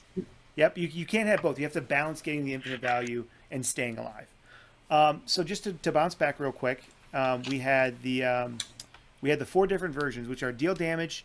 Deals its damage. The target deals its damage to adjacent minions. You summon a 1/1 assassin with poison and stealth. What is that guy called? The Patient assassin. Yes. You add 2 coins to your hand, or you add a copy. Oh, I forgot about that. Or you add a copy of the destroyed minion to your hand. All of these are. Yeah. So to back it up a little bit, because I know you didn't have all of the. Have it all. Maybe you might want to revise your thought on this. I'm actually super excited about this. First of all, I want to give you props. By the way, you called a control warlock was going to be a thing. This card. Control rogue.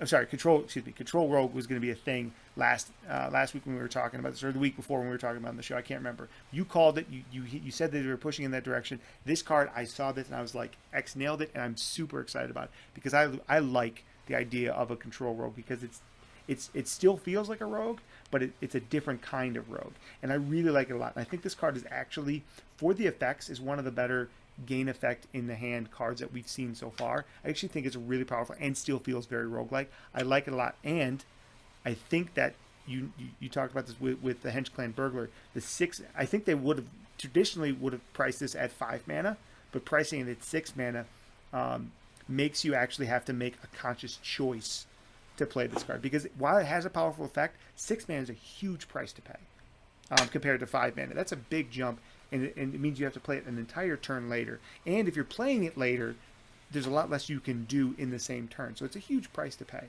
I really like the card design. I really like its potential, and I love the fact that it enables a controlier version of Rogue, and plays into a lot of the rogue types that already exist that we like as it is. So I'm a big fan of this card. I love this card a lot. I'm really excited about it. I like that you hit on one. Oh, sorry. Go ahead. No, go ahead. I would say I like that you hit on the point about it being 6 mana and that being a huge step up from 5. I want to remind everybody the rule of thumb for Hearthstone: you need to be hypercritical on your 6s and your 4s, because at the end of the game, you're going to be playing all the 6s and the 4s together, and you're never going to want to play multiple 5s because the 5s are never good enough. Yep. So Yep. it's important. Like, I think it was really good that you hit on that. As I just wanted to make that point. So what were you thinking about the Henchclan Burglar? Again, this is one of those cards that emotionally I like it. I like the card because I'm a huge fan of Discover, just in general. And I like that in Rogue, because of Rogue, how Rogue's playstyle works is Rogue is can be a very thought intensive class. It is a class that rewards good decision making, good foresight, and planning and execution, and giving you another tool, though you're paying a price for it, to allow you to then turn that loss into a good decision-making gain later, I think is really, really cool. And it plays into the ability to perpetuate this infinite value rogue, test rogue, things like that, which, by the way, test rogue is a lot of fun. If you guys haven't played test rogue refreshed my love of Hearthstone the last couple of weeks. When I was starting to burn out on a lot of decks, I started playing Test Rogue just for fun, and I actually had a lot of fun with it. So it's a fun deck to play, but it also has a lot of potential. And to see cards that enable it to be more than just a fun deck or a meme deck, I think is kind of cool. But even outside of that, in a Tempo Rogue or in a Control Rogue, a card like this, even for the cost, I think can, less so in a Control, but definitely in a Tempo Rogue, can possibly find a place. Generally speaking, I think it's not going to be good enough to make the cut, but if you don't have a complete collection, or if you're trying to experiment with some different stuff, it's a card you could consider, and it would be viable. And also, I think it has some potential in Arena as well, because it's a common card. So I'm pretty excited about the card in general, because I really just like the design of it. But I do think that the card cost is appropriate. Is there anything else you want to say, X, on that, or we can talk about the last card? No, I was just holding off because I know you want to pop off about Togwaggle. All right, I'll jump right into it. So moving on to Togwaggle. Togwaggle is the rogue legendary that's been revealed. Togwaggle is it's Heist Baron Togwaggle, so it's the minion version of Togwaggle, which is a 6-mana 5/5 legendary minion battle cry. If you control a lackey, choose a fantastic treasure. First of all, I think the stats on this are quite appropriate. 6-mana 5/5 is fine because of the effect that it has. Now, these fantastic treasures, I believe, are the same fantastic treasures or similar to the fantastic treasures that we saw before. Is that correct? Yeah, they're the same ones from Mare and the Fox. Are they the exact same ones? Mm-hmm. Which I think is bonkers. I think that's really, really cool because it gives you an aggressive way to bring up the or to gain the treasure, and you get to choose it. So it's another choose effect, right? And then of course, if you play something like Lab Recruiter or something like that, or Shadow Step. That'd be dirty. Yeah, Shadow Step, Lab Recruiter. Dirty. There's so many different things that you can do to make this deck or this card gain value, and those treasures are no joke. They're really, really good. What made them bad was the fact they were kind of hard to get. But if you can get them like practically at will and then get multiples of them, I think it's kind of good. It's definitely creates some fun deck archetypes, and it'll give Test Rogue or this Infinite Value Rogue a way to actually win the game. I mean, because think about it, because you can get some super value cards out of there. They'll actually give you win conditions that the deck really doesn't feel like it has right now, other than just outvaluing you with 1 mana cards from Espionage. I need to look up I actually forgot to do that before the show. Look up the exactly what the cards are real quick here. No, I have them. I can rattle them off real quick. Thanks, so there's a golden Kobold, which is a 3-mana 6/6 taunt. Replace your hand with legendary minions. There's Toland's Goblet, which is 3 mana. Draw a card, fill your hand with copies of it. There's Wondrous Wand, 3 mana. Draw 3 cards, reduce their cost to 0. And there's Zarog's Crown, which is discover a legendary minion and summon 2 copies of it. So these treasures have so much value, and they're like it's insane when a 3-mana 6/6 taunt is the worst option, right? Like if it was a 3-mana 6/6 taunt that read nothing, right, it would still be a good card. Right. So and the what do you call the thing that you need to fulfill in order for something to happen. Condition. Yeah. Okay. Sorry. Sorry. Yeah. Yeah. Yeah, the condition on it is not too hard, especially given the things that you want to do with Rogue. I think that this slots right nicely into Pogo Rogue, and it's Ben 321. If he's here, he's just going to have a field day with this card. It's Ben 321 is a member of the community. He streams a little bit and is well known for his Pogo shenanigans. Yeah. Overall, what's your feeling of this card? Do you like it? Do you like the card design? Are you excited for it? Do you think it's enough to push Rogue from kind of like the like outskirts? Because they're either right now they're having moderate success with like Malagos and Death Rattle and a little bit of tests. Is this enough to push it to like consistent tier 1 deck status again, or even tier 2 since Odd Rogue was eviscerated? Haha. This is exactly the kind of card that I should be excited about, that I normally am excited about. But I guess I've just had enough of the cards that I'm used to, which this feels very Samey. Exactly Rogue. Yeah, it feels very samey, no matter how different it is. I agree. And so I'm very lukewarm on a card that seems like it has meme dream potential. Right. Right. I think that's fair. As excited about this card as I am, I do have to recognize the fact that it is more of the same, but it is more of the same with enough of a twist for me to make it at least exciting for me. So I will put myself as hopefully optimistic for this card. But overall, with the Rogue cards that we've seen in general, I'm pretty excited for the direction that Rogue is going in, just because I've become a bit of a Rogue fan over the last season since Odd Rogue started to become a thing, which brought me into Rogue in the first place when I didn't really play a lot of Rogue. And then after that, when Odd Rogue went away, I started experimenting with Even Rogue and Test Rogue and a few other rogues. So I'm interested to see Rogue get some newness, even if it is a little bit of the sameness. So I'm in a good place with it. All the same newness. What's next for me, Az? All right, moving on. Why don't you hit it off as we move into these Druid cards? Druid, everybody's favorite class. I'm just going to time out here, guys. Go ahead. Oh, you're timing me out from the channel? No, I'm timing myself. I'm going to go take a nap because I don't want to hear about it. Okay, so I'm really interested in this first card. Oh, I guess it's the second card. I'm really interested in the second card, so I'm going to jump straight to it. Do it. And that is Crystal Power. It's meant to go along with the with Crystal Stag, but we're going to start with one place. So Crystal Power is a 1-mana spell that reads, choose one, deal 2 damage to a minion, or restore 5 health. You know why I love this card? Why is that? Living Roots. Ooh. Living Roots was such a fair, well-designed card that fit in the Druid space that no longer exists. This is Living Roots. I think so. Yeah, you're right. Yeah. I like it. So what do you think? What do you see this going into? I see this going into every single Druid deck. Yeah. Every single Druid deck. And I love the fact that they're moving Druid away from armor, because it says restore 5 health, not add 5 more armor to your infinite armor pool and piss off your opponent. Right. So do you see this? This is my concern with that card. Do you see this as another enabler for Mecha'thun?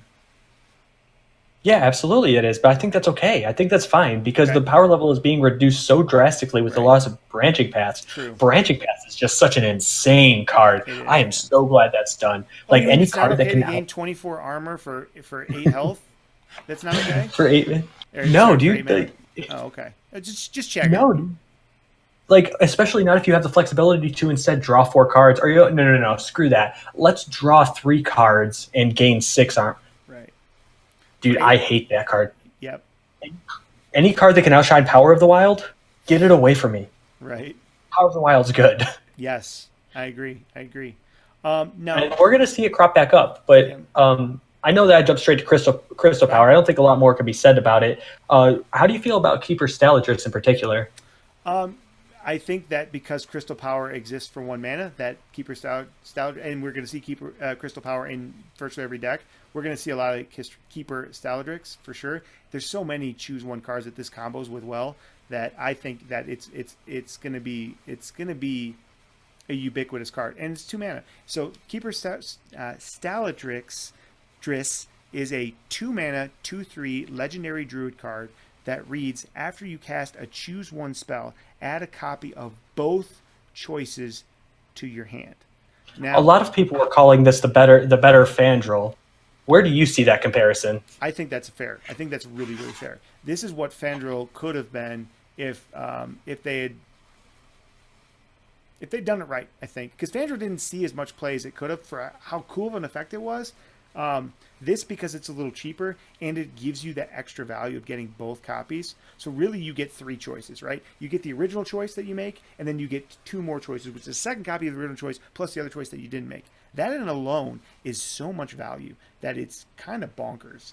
And even if you only get it once, it's worth putting a copy of this in your deck just for that one of value. And if you get it more than once, it's going to snowball in a very, very impactful way. I really like the card design. I think it's cool, and I think it will enable some other Druid choices other than the heavy OTK variants or the heavy ramp variants that we've seen a lot. And I think we might see a return to some more like token or Treant style decks because of this, because this will allow you to keep buffing those guys. You won't run out of steam as fast, which I think is cool. If we're going to see a bunch of Druid, let's just have them be something that's not as oppressive, because you can beat those decks. Go ahead. Yeah, I've always thought the token was fun. And the thing that actually strikes me most about this card, the Keeper Staladris, is what it says about. Well, I'm going to stop beating around the bush. It's a legendary 2-mana 2/3. What does that say about the design? It's saying that gem in the middle is worth a mana. Yes. Because that effect is worth at least 1 mana. Yes. We can both agree. 100%. And a 2-mana 2/3, well, that's the best stat line for a 2-drop. It's better than a 3/2, right? Yes. Rarely you see a 2-mana like 2/4, but it usually comes with a penalty, right? Yep. So I think that's just absolutely crazy. I think this is the first really, really good legendary that we've seen. Like, this is. I agree. This gets the stamp of approval. I agree. This is just a really well done card for the value, for the effect, and I think you hinted at it for sure. Even if you're not getting, if you just need to play it, you're still playing it, and it's a reasonably statted minion. And if you're playing it for tempo in an aggressive deck, like some sort of token or treant buff deck, you can play this on 2, then buff it with the one that gives it plus health and whatever. You can buff it to keep it alive, and then get so much more value out of it. And because it has that extra hit point on its back end, it's more likely to survive to allow you to do that. So you're less incentivized, or you're not disincentivized to not play it on curve sometimes if you need to. So I just think it's a really good card. It because of Power of the Wild. What's that? I like it because of Power of the Wild. Okay. That's brilliant. I just think because you play the Power of the Wild, you get a 2-mana. 2-mana 3/2. You get a copy of either one. You play the other 2-mana 3/2, and then you buff all of them. Yeah, it's stupid. I love it. It's gonna be so much meme potential in Druid. It's just like this is great. I love the direction Druid is going in, because it's a card. You were talking about Geppetto Buzzkill and how it's only good if it's broken. Yes. Well, is a card that's good but can never be broken. That's a great way of putting it. Yeah, I agree. That's really well put, X. I like that a lot. So what about Crystal Stag? Because Crystal Stag has a lot of synergy with both of these. And for those of you listening at home, Stag is a 5-mana card that reads Rush, Battlecry. If you've restored 5 health this game, summon a copy of this. It's referring to the minion. I'm assuming they're going to clean the wording up because that wording's a little awkward. But it's also got the Beast tag. Now, does the Beast tag mean anything as? We'll have to see. Like right now, Beast doesn't mean a whole lot in Druid. At least I can think of off the top of my head. We're starting to see support for it in Go ahead. Yeah, it's the 6-mana card that says summon a beast from your hand. I get +4 health and rush. Oh yeah. What's that card called? The one that doubles its health. Yeah, I can't. That one is dropped from the deck. Again, I don't know the name. I meme like hard because I love building decks. Right. Now, if you guys aren't familiar with the standard meta, in standard we call it meming. In wild they call it playing bad decks. Oh wait, no, they call it fun. Right. So, I don't even know the name of these cards, but you guys know that these cards exist, Right. and yeah, it's hinting at some sort of beast synergy, perhaps. I wonder if they I just didn't put the mean. Beast Synergy on there because it makes sense because it's a stag. By the way, the card art is beautiful on this. It's one of my favorite cards they've shown so far. Um, but I think they could have just put it on there because it makes sense that it's a beast. It's a stag. It's a deer of some kind, right? But it would be interesting if they started pushing a few more beasts out to synergize on the back end with some of those other beast cards. But right now, I don't see a whole lot of beast synergy outside of like a very specific combination of cards. It does nothing that spoke to me when I saw this card. I didn't think of Beast Druid. I thought of what we saw with the other two cards, which is a mid-rangey, a tempo-y kind of a mid-range or a tempo-y kind of druid, because you're playing this guy on turn 5 after presumably playing some combination of Keeper Staladris with Crystal Power with Power of the Wild. Then when turn 5 rolls around, you put 4 on the or 2 4/4s on the board on 5 for free. I mean, that if that is not a ramp, so you basically are incentivized to be able to trade all of your little dudes that you produce, buff up, you trade them in to get the board, and then once you have the board on turn 5, you just put these guys out, or you clear their board on turn 5, you put these out, and now you've got tempo. Like, that's how I saw this played. Beast tag aside, that was the vision that I had for this card. Overall, I think it's a really well designed card. It gets me again excited for the potential, the way that they're thinking outside of the box to make cards powerful and interesting and rewarding for making good decisions. And they're not just making things that are just like broken and obvious to play. Like, because that card is if I'm in a 4/4, you can just play even if you haven't activated if you need the body out there. But if you can get the activation off of that effect, it's such a huge swing. And I love that choice that they make out there. It reminds me of the Omega cards. Yeah, you can just play the Omega card if you need the tempo, but you can also get this huge value off it if you do it right. And I think the synergy between these three cards shows the potential for a direction for Druid to go in that isn't what we've been seeing, which is what I was hoping for with a lot of these new cards. So that makes me really excited to see what they're doing with Druid. Even if I haven't been the biggest fan of Druid, I like to see something new coming. So that's my thought on it. So you were talking about how you see it played out. I see it played out in two different ways. Okay. One, I see it played out with Peter Whalen saying, "Just kidding, Gen and Baku are saying," and then this goes with Gloomstag in Baku Warrior or Baku Druid. But no, Baku Druid aside, I think that it plays out like this. What's that 1-mana card? Crystal Maiden. What does it do? It's 1-mana 1/3, deal 5 damage to your hero. Yeah. Okay, yep. Gain 5 armor. So in my imaginary scenario, it goes turn 1 Crystal Maiden, turn 2 Plated Beetle, turn 3 Keeper Saladris with Crystal Power, dealing 2 damage to one of the enemy minions, going face.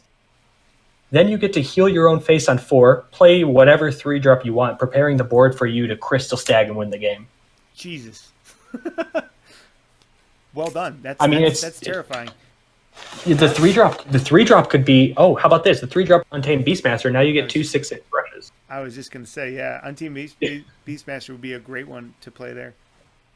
Or the 3-mana 3/5 turtle that damages you for 5 damage, which synergizes perfectly. So now we've got like this aggressive / mid-range beast druid. Holy crap, with Untamed Beastmaster, that beast tag's looking a lot more interesting now, guys. Holy crap. The potential is real here for a nice like snowball beast druid.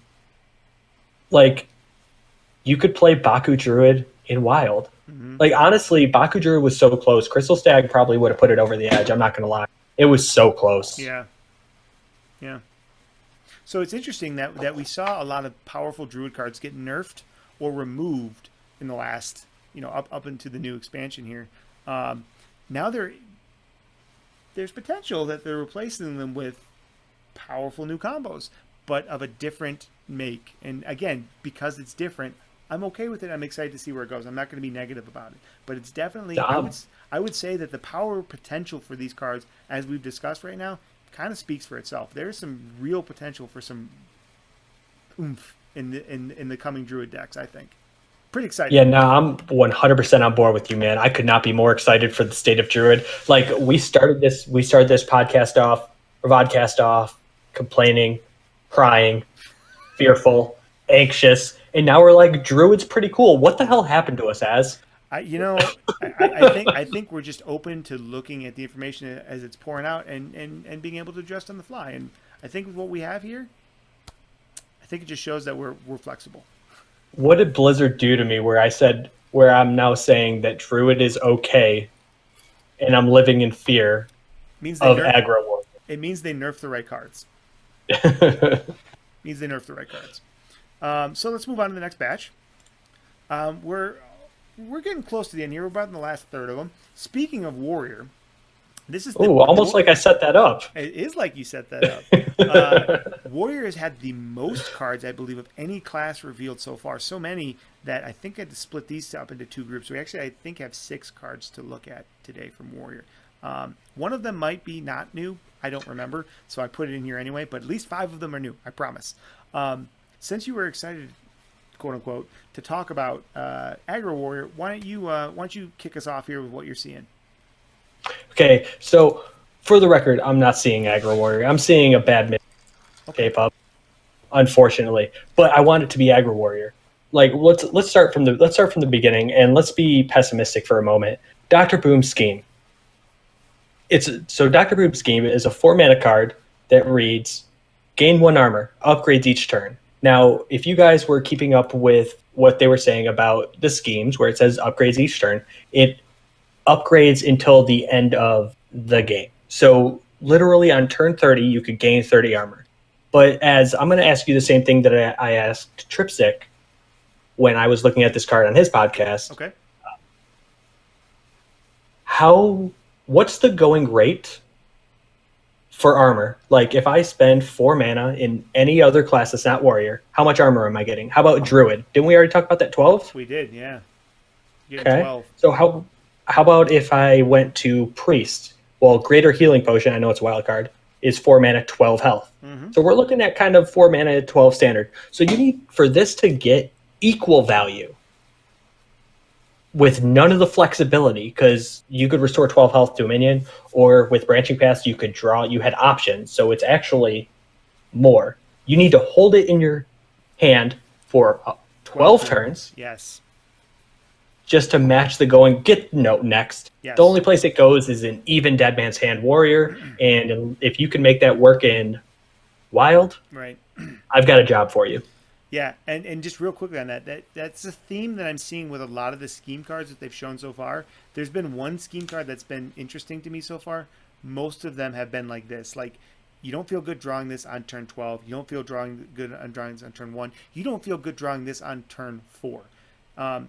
It is one of those cards where it's like, okay, well, if the effect was gain 2 armor, upgrades every turn, that would be the other. So it's such a fine line, right? It would be broken. It would be Odd Warrior 2.0, right? Because after 4 turns, it's an okay card, right? After 10 turns, it's ridiculous. And if you're playing it in a control warrior where you're going to fatigue after 25 turns, you're getting 50 life for 4 mana. Like, it's 50 armor for 4 mana. So like it's a slippery slope, and they sloped on the side of bad, and it's just, unless I see more where they can show me how this card can be more than just a bad card, it's a bad card.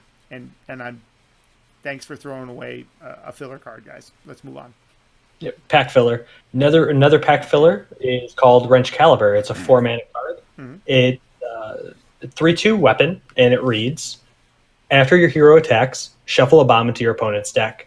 So the only way I see this being worth anything is if you can pop down a green skin on 5. Right.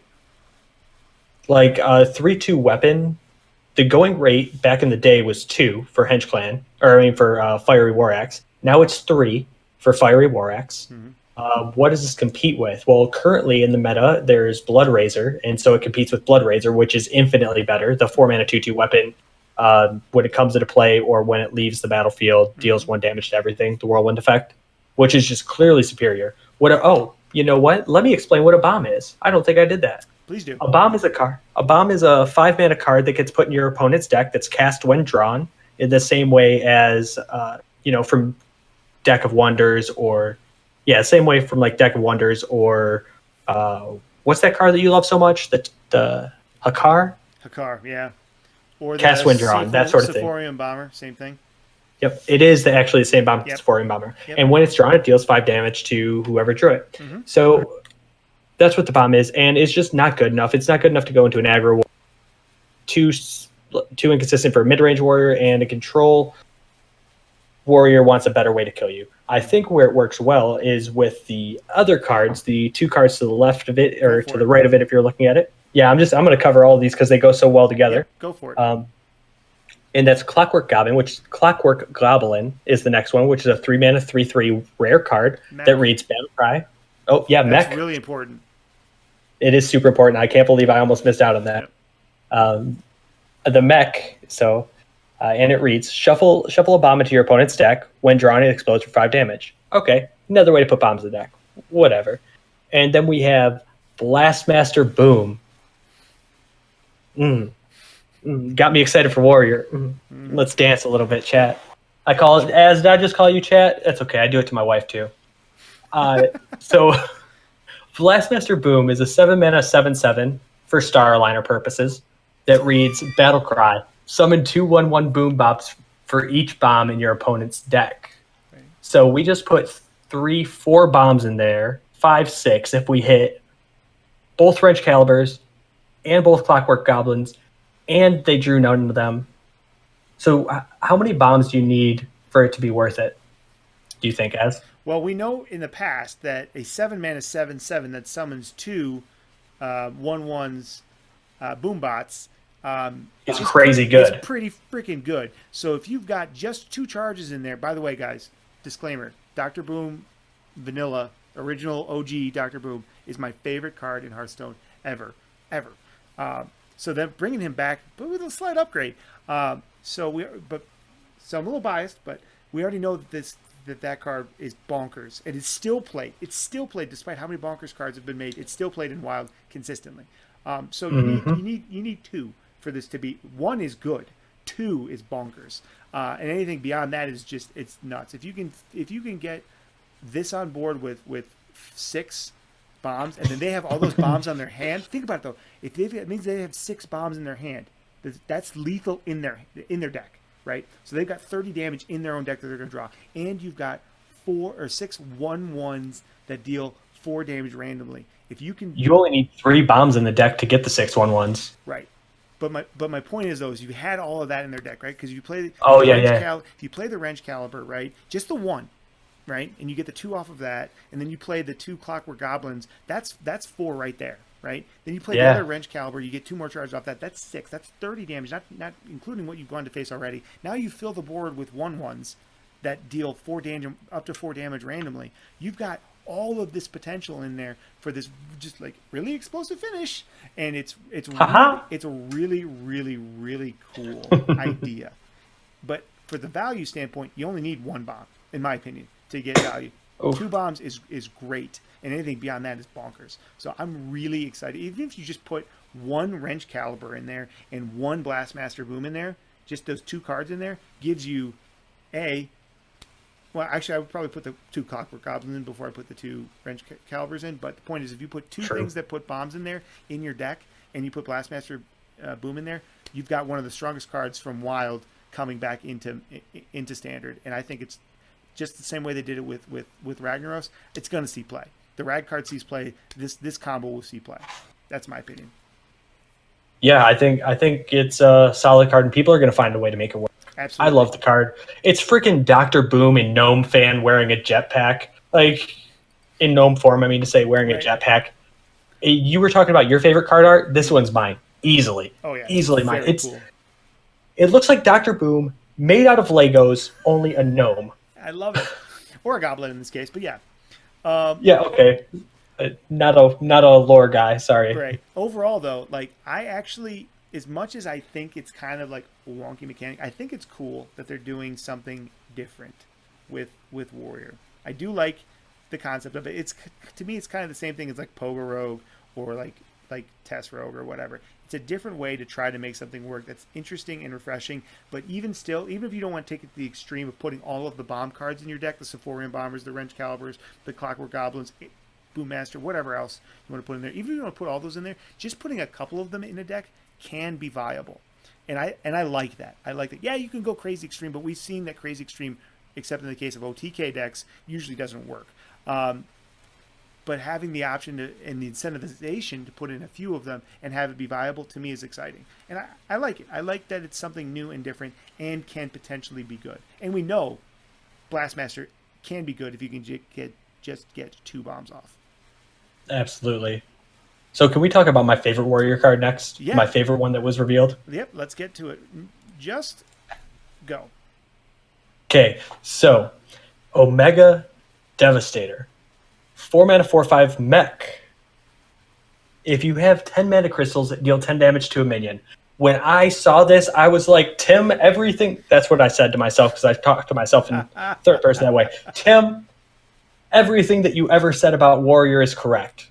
And by everything ever, I mean just from the last podcast. It's going to be an aggro warrior. This fits right in a mid-range warrior. It's so sick. Such a great card. The 4 mana 4/5 body is incomparable except to other 4 mana 4/5s. It trades so well on the board. This is instant arena star. Not to mention, I mean, just because of the 4/5, but obviously the battle cry is relevant in arena too. But not to mention in standard, not only is it a good solid card that can be run in any warrior deck, but it also is the last piece of removal you need to get the Lich King out the way, to get the Primordial Drake, not Primordial Drake because that's leaving, to get the whatever the heck is in the way out of the way.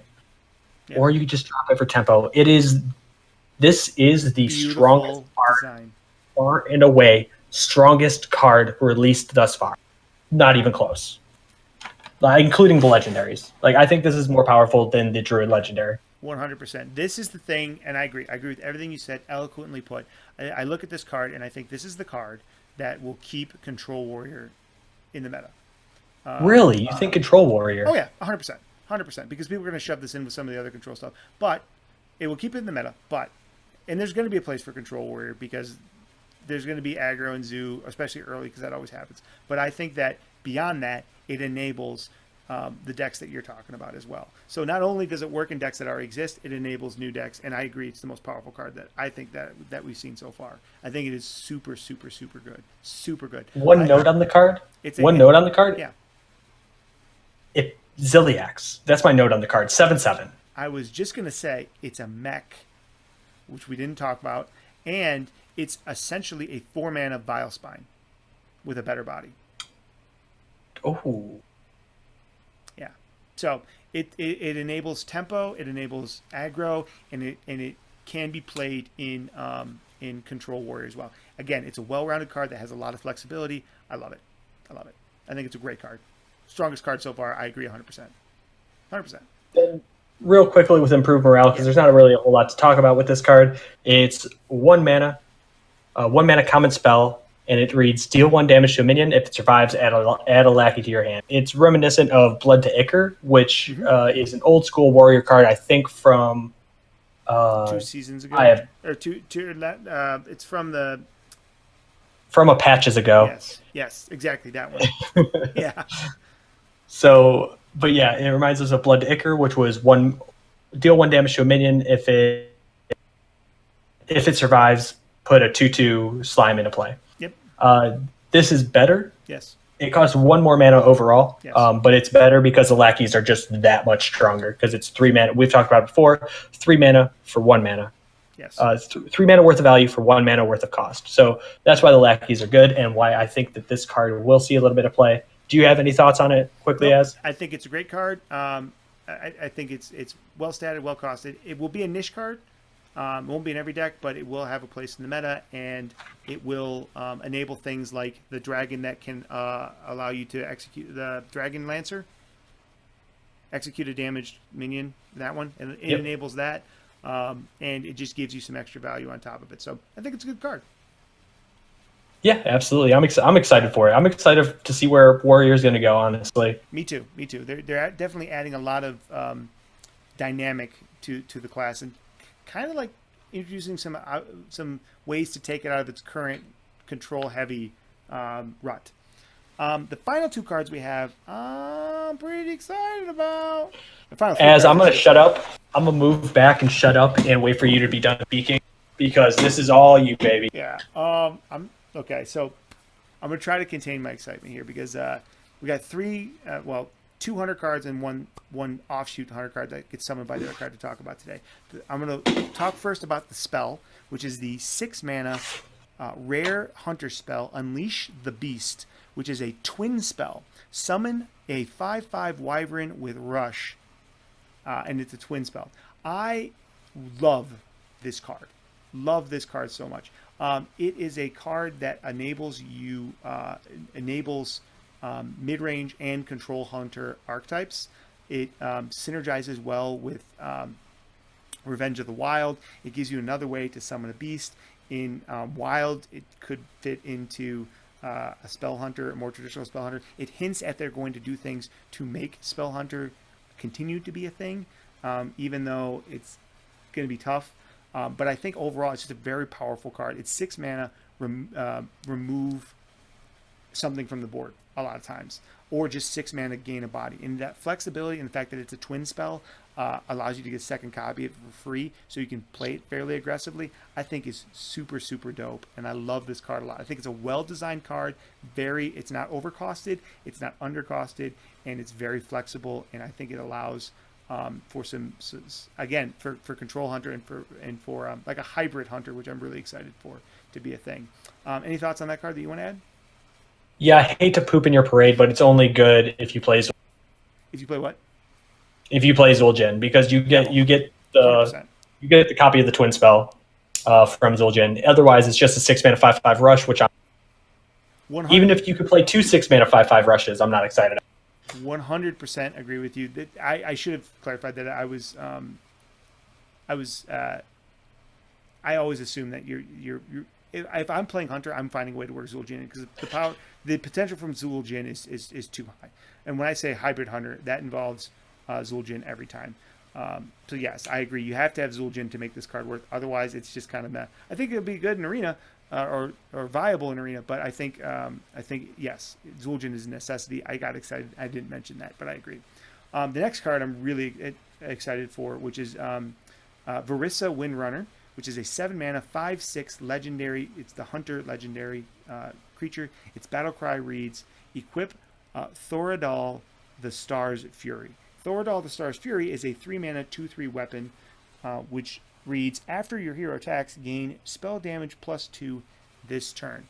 I love this card design. I think this is a very, very potent card. The body's okay for the cost, but that spell power bonus attached to that weapon, and the fact that you can control when and how it activates, is huge. This is going to enable a spell, maybe not a true spell hunter like we've seen, but it's going to enable a spell heavy, a hybrid style spell hunter. It's going to give you extra oomph when you need to get those kill command lethals. It's going to make things like your various board clears, or like your explosive shots, or your flanking strikes, which obviously are leaving the meta, but your what's the other one? The holy crap, brain fart, baited arrows. It's going to make those things trade better and make them more potent. The potential for this card is very, very high, and it introduces I think the potential for a new type of hunter, which is the hybrid spell hunter, which I'm super excited about. I've already been experimenting with that deck type for the last month or so, so I'm really excited to see if I can make that work in the future. I love this card a lot, and I think it's a really, really cool addition to the hunters, and it's a decent hunter legendary for the first time in a while, and I really like that. So X, your thoughts? I think the weapon's really cool. I think a 7 mana 5/6, especially in Hunter without Beast Tag, is extremely underwhelming. Mm-hmm. But we need to focus more on Thoradal, which, by the way, is the best name of a weapon that we've had thus far. Like, second only to Doombringer. True. Anyway, that's a pretty good one. Anyway, so what is this worth? What is this 3 mana 2/3 weapon worth? Well, let's compare it to other 3 mana 2/3 weapons. Oh wait, they never existed. So let's just do this off the top. Right. It's an interesting stat you know line for sure. Yeah, absolutely. We know that a 3/2 weapon is worth 3 mana, but we've also seen that what was that hunter weapon that made piranhas? What was that called? The Piranha launcher, 1 mana or Uh, 3 mana, 1/3 or 1/4 weapon. Summon a it was a Piranha. 3 mana 1/4. Okay. I think Well, that's what it whatever was. it was bad and it wasn't good enough. It was terrible. Because because it was a piranha, but the stat line was, if I recall correctly, comparable. I thought it was a 2/4. It could have been a 1/4. Um, but so we'll call that for just the stat line 3 mana. Now we need to look at what is this spell damage +2 worth. So we compare that, and I know I'm going over this in the way I would normally do in a large card review, but I think it's important for this weapon so we can get a good idea of how good or bad Varisa actually is, because it completely hinges on this weapon. So spell damage +2, I see that on Spell Zerker, right? Mm-hmm. Which, by the way, is not rotating. Correct. Hint, hint, Hunter. Correct. So on Spell Zerker, but it's also conditional, but it also comes with the body. So we could take that 2/3 body, remove it as the condition, right? And just say, hey, you now have spell damage +2. So I'm going to call that 2 mana. Okay. So overall, 5 mana worth of weapon. Why do they make it a 3-cost weapon? Because we know that on these sorts of things, Blizzard typically does put the correct cost on it, or a similar cost. What this indicates to me is that Blizzard's going to have some way to interact with the cost of an opponent's weapon or your own weapon. Or there's going to be some rogue card, and I just thought of this literally 6 seconds ago, some rogue card that's going to say, return the weapon to your opponent's hand, right? And so this will be, a weapon sap type of effect. And this will be punishing for it, because if it was 5 mana, I wouldn't replay it because it's fairly costed. You only play cards that are unfair because that's how you win game. Mm-hmm. So at 3 mana, it's just unfair enough to be weapon sap proof. Right. That's a really good way of looking at it. And by the way, awesome mechanic. I just think, like I said, that this card justifies the 7 mana 5/6 because of the potential of at will spell damage. When you think of how powerful a lot of the hunter spells are, and how powerful that burst is, how many everybody that's lost or found lethal with exact lethal with a baited arrow to the face or a kill command to the face, it enables for a lot of extra oomph when you need it, and can help you find lethal that you otherwise couldn't find. So I like the card overall. I like the design overall. I like the fact that they are playing around with finding different ways to make Spell Hunter work that don't involve you having nothing but spells in your deck. So, anything else to say on these? No, I'm done. Like I was definitely deferring to you. Tune in. I know how much you love. Yeah, and I don't want to go too far into it, because until we have the full context of all of the cards, I don't want to like theory craft too much, especially since we're going to be doing that exact thing here in just 2 weeks when we do on 4/5 when we do our full card reveal, where we're going to go into detail in context of all the cards that we have revealed, and theory craft to our mind's content, our heart's content, excuse me. So yeah, let's move forward and start to. I think we wanted to go back and revisit something, didn't we? We wanted to go back. Yeah. We were talking about the Twitter poll earlier. Correct. So every week on Wednesday, which conveniently is the same day we do the podcast, we put a poll in regards to something that we're going to talk about on the stream, or something we talked about the stream before. Well, we talked about a rotating standard set last week on the stream, and so this week's poll had to do with that. And I teased it at the beginning. Well, I didn't really tease it. I mentioned at the beginning that what it was, but I'll rehash. So it's, do you think Hearthstone should rotate the sets using standards, just as they do in just as they're going to in Arena? I mean to say, and it asks the question, what would the pros and cons be? And so one of the responses that we got was from Tris_HS, who didn't drop his phone. That was me. Who runs in all the EO circles. You'll see him around everywhere, and even friends of friends. He's constantly present, as I like to say for the prominent members. He's constantly present. Mm-hmm. So what he said was, and I quote, "I think we need a different game mode for this competitive consistency. This idea is great and I would play it, but it would make the meta shift too much in standard for professional play.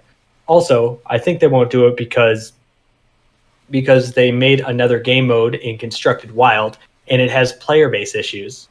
So that's the reason, and I'm gonna cut off here because the grammar gets a little hard for me to understand.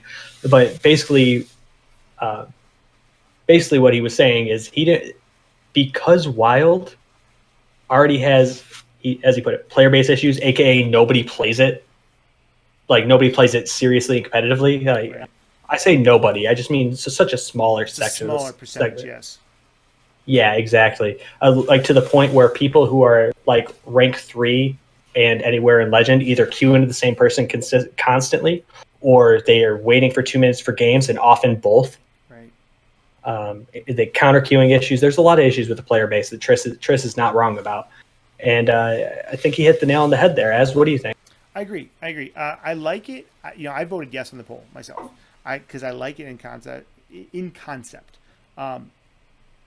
If they can find a way to execute it. If you do it I agree 100%. I think we even chatted about this a little bit on the last show when we talked about it. If you were to do it, I would like to see it in its own separate meta, because I don't want to see that much inconsistency in ladder play and pro play where it's every 6 or 8 weeks we're changing up the meta that much. I think that's a little too volatile. I think it works in Arena because of the nature of how Arena works. But in Standard, it would have to be its own like game mode. It'd be something fun for like Tavern Brawl or something like that. But I would love to see it be able to work. But I don't think with the player base as it is now, I think Trish nailed it on the head that the player base just wouldn't support it right now. But interestingly enough, the poll results that we have so far, about 50-50 split. We have 13 respondents, 54-46 in favor of doing it. So it's a very divisive decision. Which side of that division do you fall, X? So for me, I put yes. And it's because of the inconsistency. That's a bit strong of a word. I like it because I like deck building and I like everything to switch up. Give me 150,000 new cards to play with. I know that this really screws the free to play net decker is who it screws over. It doesn't screw over just the free to play player, because the free to play player who creates his own decks is going to thrive because they're going to find new ways to use the same cards over and over again. But the free to play net decking player is going to take their 5,000 dust they got from all the gold or the last year of torture that Hearthstone put them through, craft one really good meta deck, and then cry in 6 weeks when it rotates. Yep. Which is why they'll never do it, because it will alienate too many people, unfortunately. Yeah. Like I said, personally, I would love it. I think, and yeah, we're going to see a lot of that. But we like to ask these questions. Go ahead. Yeah, we like to ask these questions because we like to get people's opinions on it, because these are things that flow around when you hang out in Twitch chats, when you hang out on Reddit, when you hang out on forums, Hearthstone forums. These are the kind of things that people talk about. But then nobody really kind of like takes the temperature of where everybody's at to see if they actually like these ideas. And if nothing else, even if we think they're not going to happen, it's interesting to explore the idea to find ways to improve a game that we all love. And we like to have these kind of dialogues here to hear what you guys, the viewers, think. So that we can help frame our thoughts and the way that we do our show as well. So thank you for those that participated and gave us your opinions. It's always an interesting thing to look at when we look at these kind of like hot button issues, how people are going to fall. And I was actually kind of surprised that this one fell at 50, almost 50-50. I mean, was it 6-7 or something like that? Pretty close. I actually thought it was going to be a lot higher towards wanting to do the standard rotation. So I was surprised that it came out as split as it did. That was just me personally. And that's fair enough. Are you ready to move on to the Q&A section with the... All right. So while we're waiting for that to get geared up, I want to do a couple shout outs, regardless of whether Az says it's okay or not. First shout out is going to go to Tier 5 Podcast. I think I've only shouted them out 3 times. So we'll call this number 4. We're going to leave a link to all their. We're going to leave a link to all the Tier 5 stuff somewhere for you guys to find it. Where are we going to leave it as? We will put it on the show notes, or excuse me, we'll put it on the tag under the description under the video when we put it on YouTube, and on the website at eternalorbit.gg next week, or hopefully next week, when we get all of the VODs and podcasts hosted up there.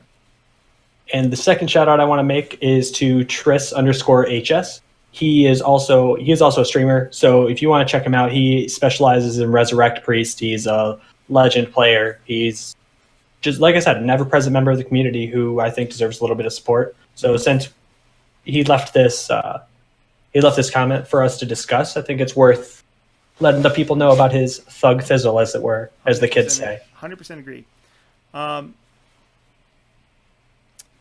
So Nick says it would be nice if they did more brawls with rotating sets.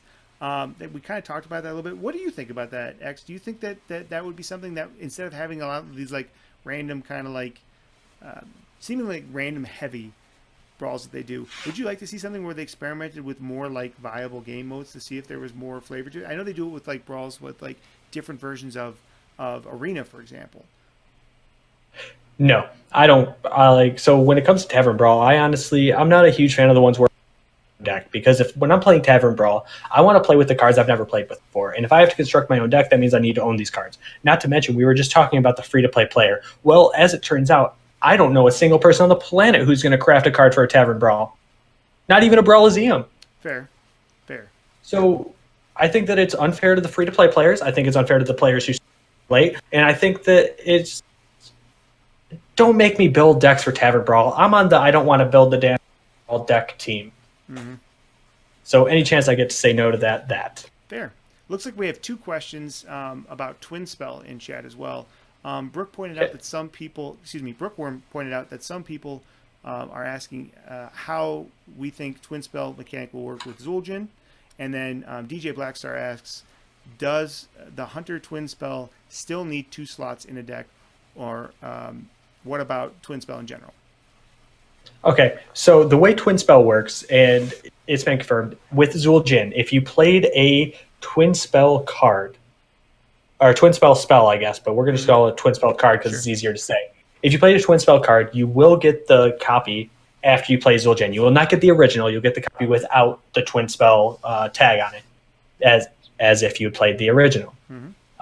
Also, if you played both the original and the copy, you're going to get the two. We're going to say Unleash the Wyverns one, right? Mm-hmm. You'll get both Rushing Wyverns from it, or Wyverns. And you'll still get the Twin Spell back in your hand.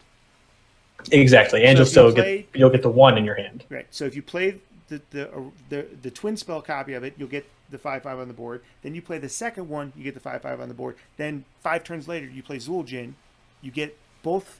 You get 2 more copies of the 5/5 Wyverns on the board, and you get the non-Twin Spell copy of the spell in your hand.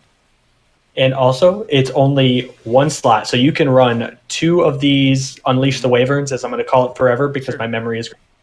So you can run 2 Unleash the Wyverns for a total of 4 6-mana 5/5 rushes. Yes. Now, this is interesting, and this is one of the things that I forgot to mention when I was talking about the card originally.